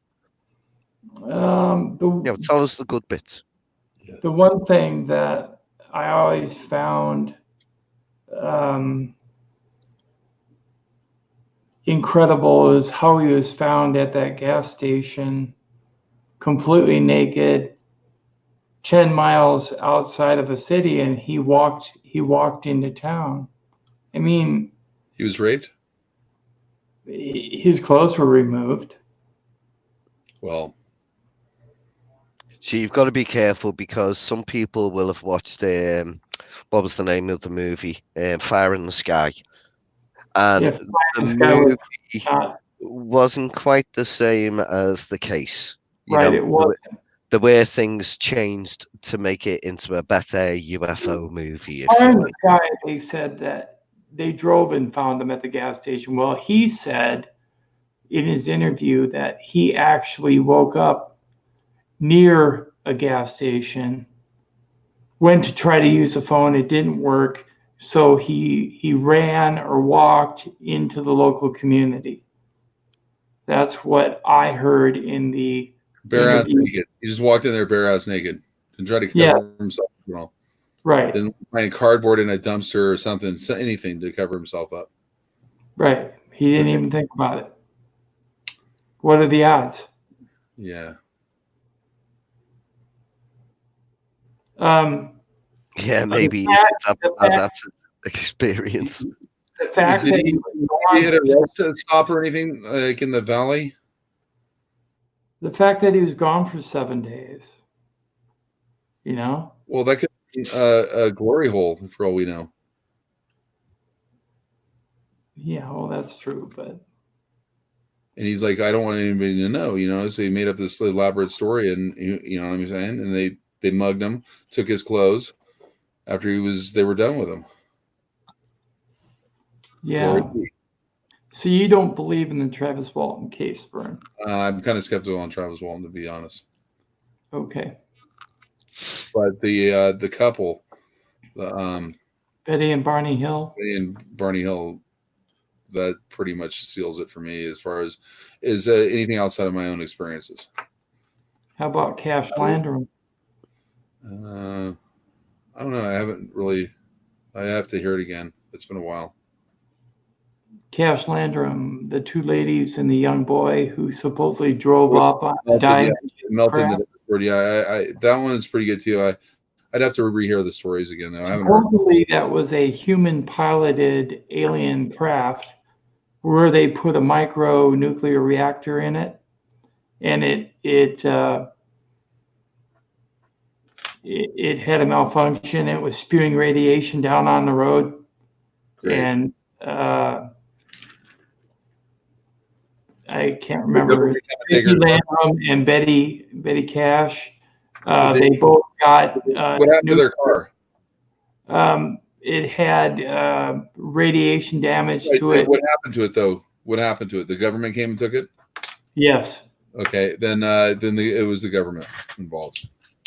Well, they said there were human pilots on board because there were like 15, 16 military helicopters trying to usher it to the ground. That would have been a test. Yeah, it was a test and it went wrong. Yeah, I believe that it could be easily explained then. Next. Yeah. But it was not a human craft. Well, that doesn't. That's but it being piloted by humans. No, they're saying it is not a human whatever. craft. That's an easy thing to say when they don't want technology to go haywire or whatever, and they're trying to hide. It's from extraterrestrials. It could be very well, but I'm skeptical. If the fact that the government came and acknowledged that they had spewed radiation on that car, they wouldn't have done it if they had nothing to do with it. You know what I'm saying? They wouldn't have known or even believed anybody to go. So they obviously were involved somehow. So I think it's Cash and Landrum tried to file suit against government for health claims, but when they never got recompense for it. Yeah, because it's a national security thing or whatever. They're not going to even disclose it exists. Well, they can't give them money if the story is already known about, because by giving them money, they're admitting liability. They're admitting it was something of theirs, and exactly. It's not going to do probably something they were testing out, and it went wrong in some way. I think so. Whether it wandered off course. Me and Tim one time were talking about the Kecksburg case. Yeah, the Kecksburg, yeah. And the Orion spacecraft.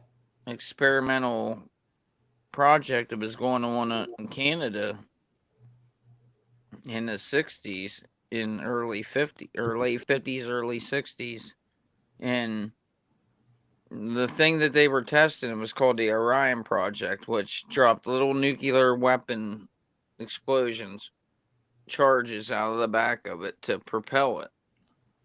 So every time a nuke would come out, it blow up, push this thing further into the sky.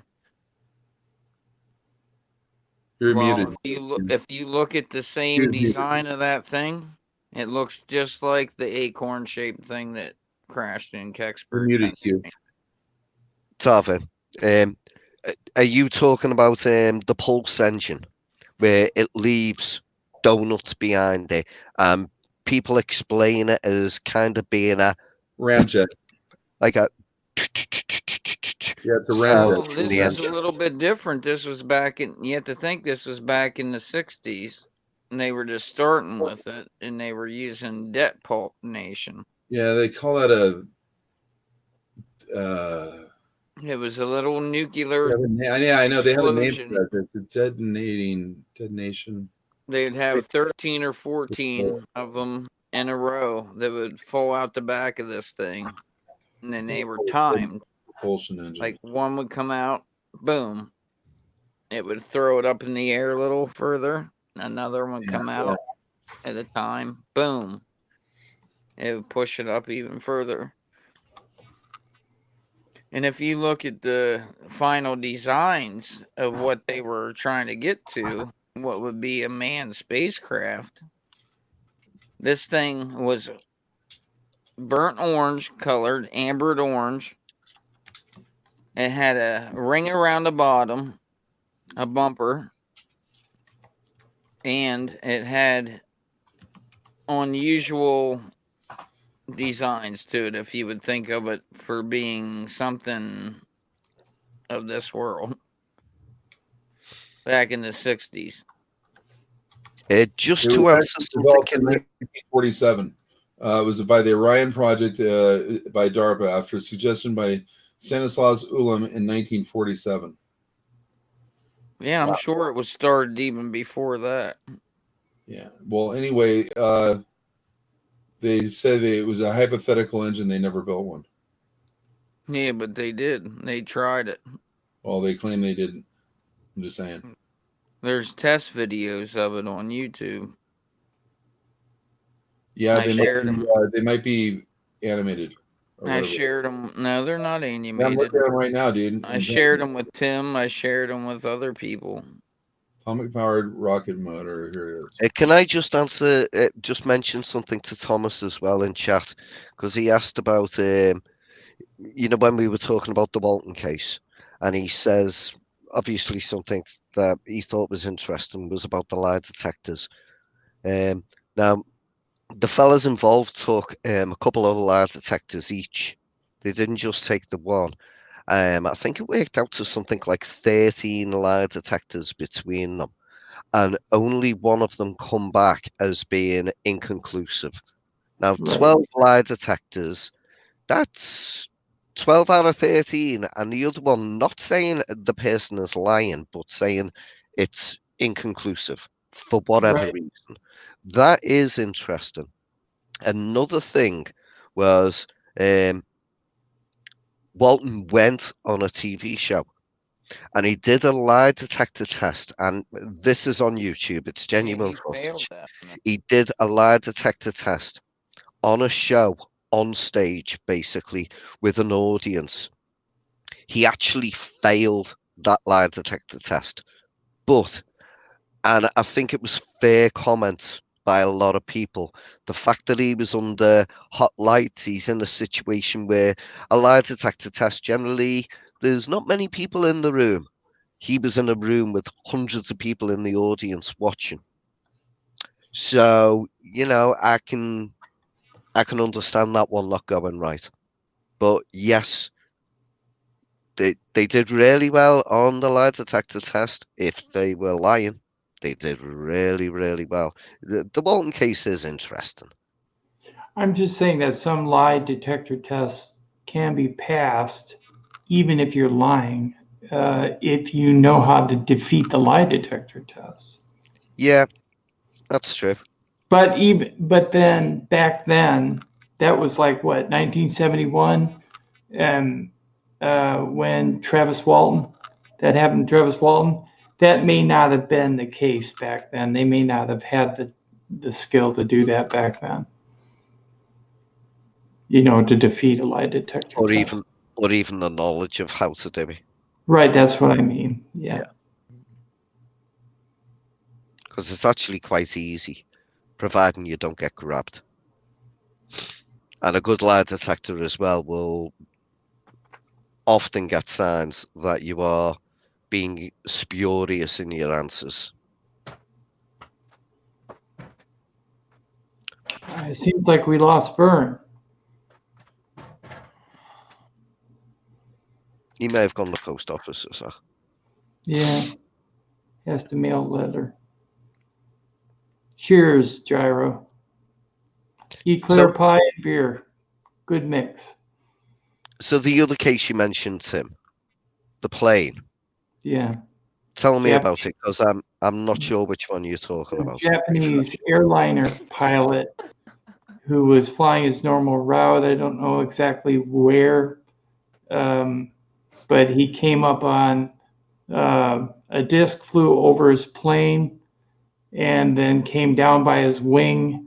And it was so big, he said it would dwarf his plane 5 times. It had lights around the center, all the way around. They were red, white, and blue, all the way around, flashing. And then it just disappeared into the clouds. He landed, was requested by the airline officials to make a statement. He didn't want to make a statement because he was afraid of losing his job. But they heard his transmissions on the air, of course, you know, when he was talking to the tower. And I guess they had it on radar, the size of the disc and where it was, and how fast it was moving. So it's been pretty much verified as a legitimate sighting, but it's called the Japanese PAL UFO sighting, PAL. It was the airliner. But yeah, to me, that's one of the most credible cases I've ever seen. Charles is asking in chat, what do you think about the birds kills in parts of the world? As in the past, there have been mass bird kills. Do you think that blah, blah, blah? Do I think they're hit by cloaked UFOs, or is it chemicals? I think it's chemicals. I think it's chemicals. It could be environmental, or it could be electromagnetic frequencies, because, you know, we're dealing with a lot of 5G transmissions and 4G and 3G, and that has a lot to do with damage to human and animal cell structure. It's been proven that 4G can vibrate a human cell, so perhaps it can vibrate an animal cell as well, or a bird cell. And in regards to 5G, it can vibrate the water that is in your body. And since you're made of, what, 90% water, if it can vibrate it to a high enough speed, it can boil it off and you're gone. So that's why the birds are probably dropping out of the sky, in my opinion. Oh, I know that's the truth, because they're putting these towers up all around here, and we've been seeing more and more dead birds. Yep, 5G. That's what it is. Yep. In fact, I'm not bullshitting nobody. There is a theory. I'm out there every day. I see them putting them up, and you see more and more dead birds, because I'm a garbage man. I pick this shit up, and these people are scraping them off their fucking yard. Excuse my language. It's okay. Their yard, and putting them in a trash can.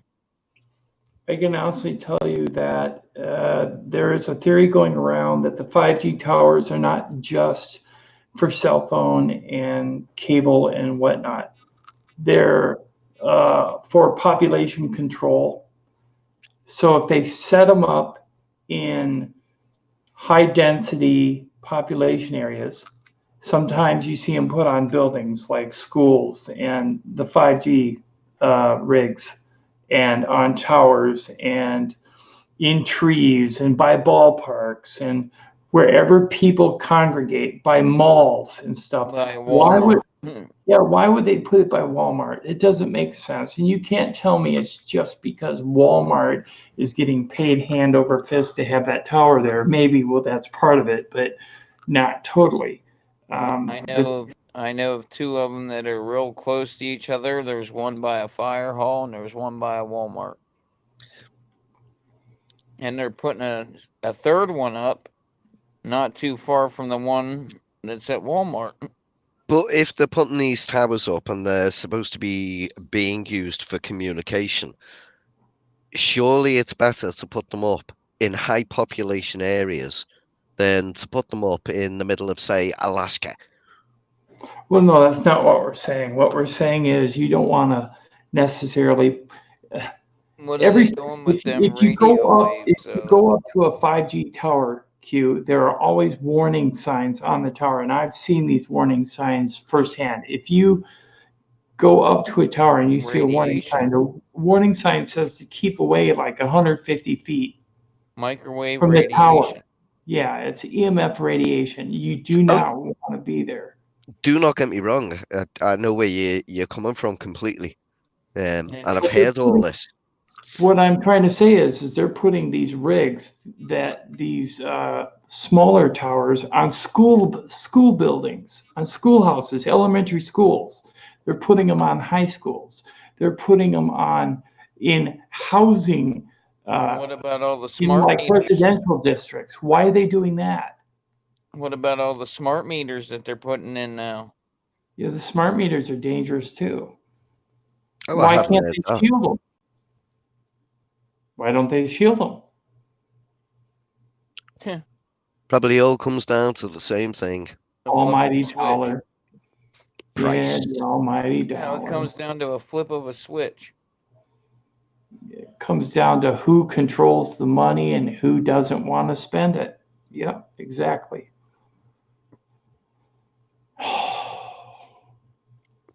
So was Vern coming back? Does anybody know? I don't know. He hasn't left me a message anyway. Well, I'm about to end the stream. Okie doke. The reason is I might be doing the stream later tonight yet. So if anybody's interested, it'd be sometime around 8:30. Which is in how many hours from now? Roughly? Right now it is 4:30 my time, so like 4 hours. Okay. So if you're interested, feel free to come to UFO Man and come on the stream. And I want to thank everybody for coming into the chat and coming on the stream. We had a really good talk. I think we covered a lot of good subjects. Hey, Vern, can you hear me? You're muted. Yeah. We're ending the stream. We're going to come back. We're going to come back at about 8:30 and do another stream. Okay. Are you going to be around? Yeah, should be. GYRO? I might be. I'm not Okay, gonna if you're promise around, you're more than welcome to come on the panel. Q, I know you probably won't be around. You said you probably wouldn't be, but I want to thank you for coming, Q, and any of our UK friends Welcome. for attending. And well, I guess that's it for me. Smell you later, Tim. Y'all take care, man. Been nice. See you, Vern. See you, Q. Bye, GYRO. Bye, everybody in the chat. Speak to you on Hangout. Yeah. Bye, Renee. Bye, Scratch. Bye, Mark. Thanks for coming.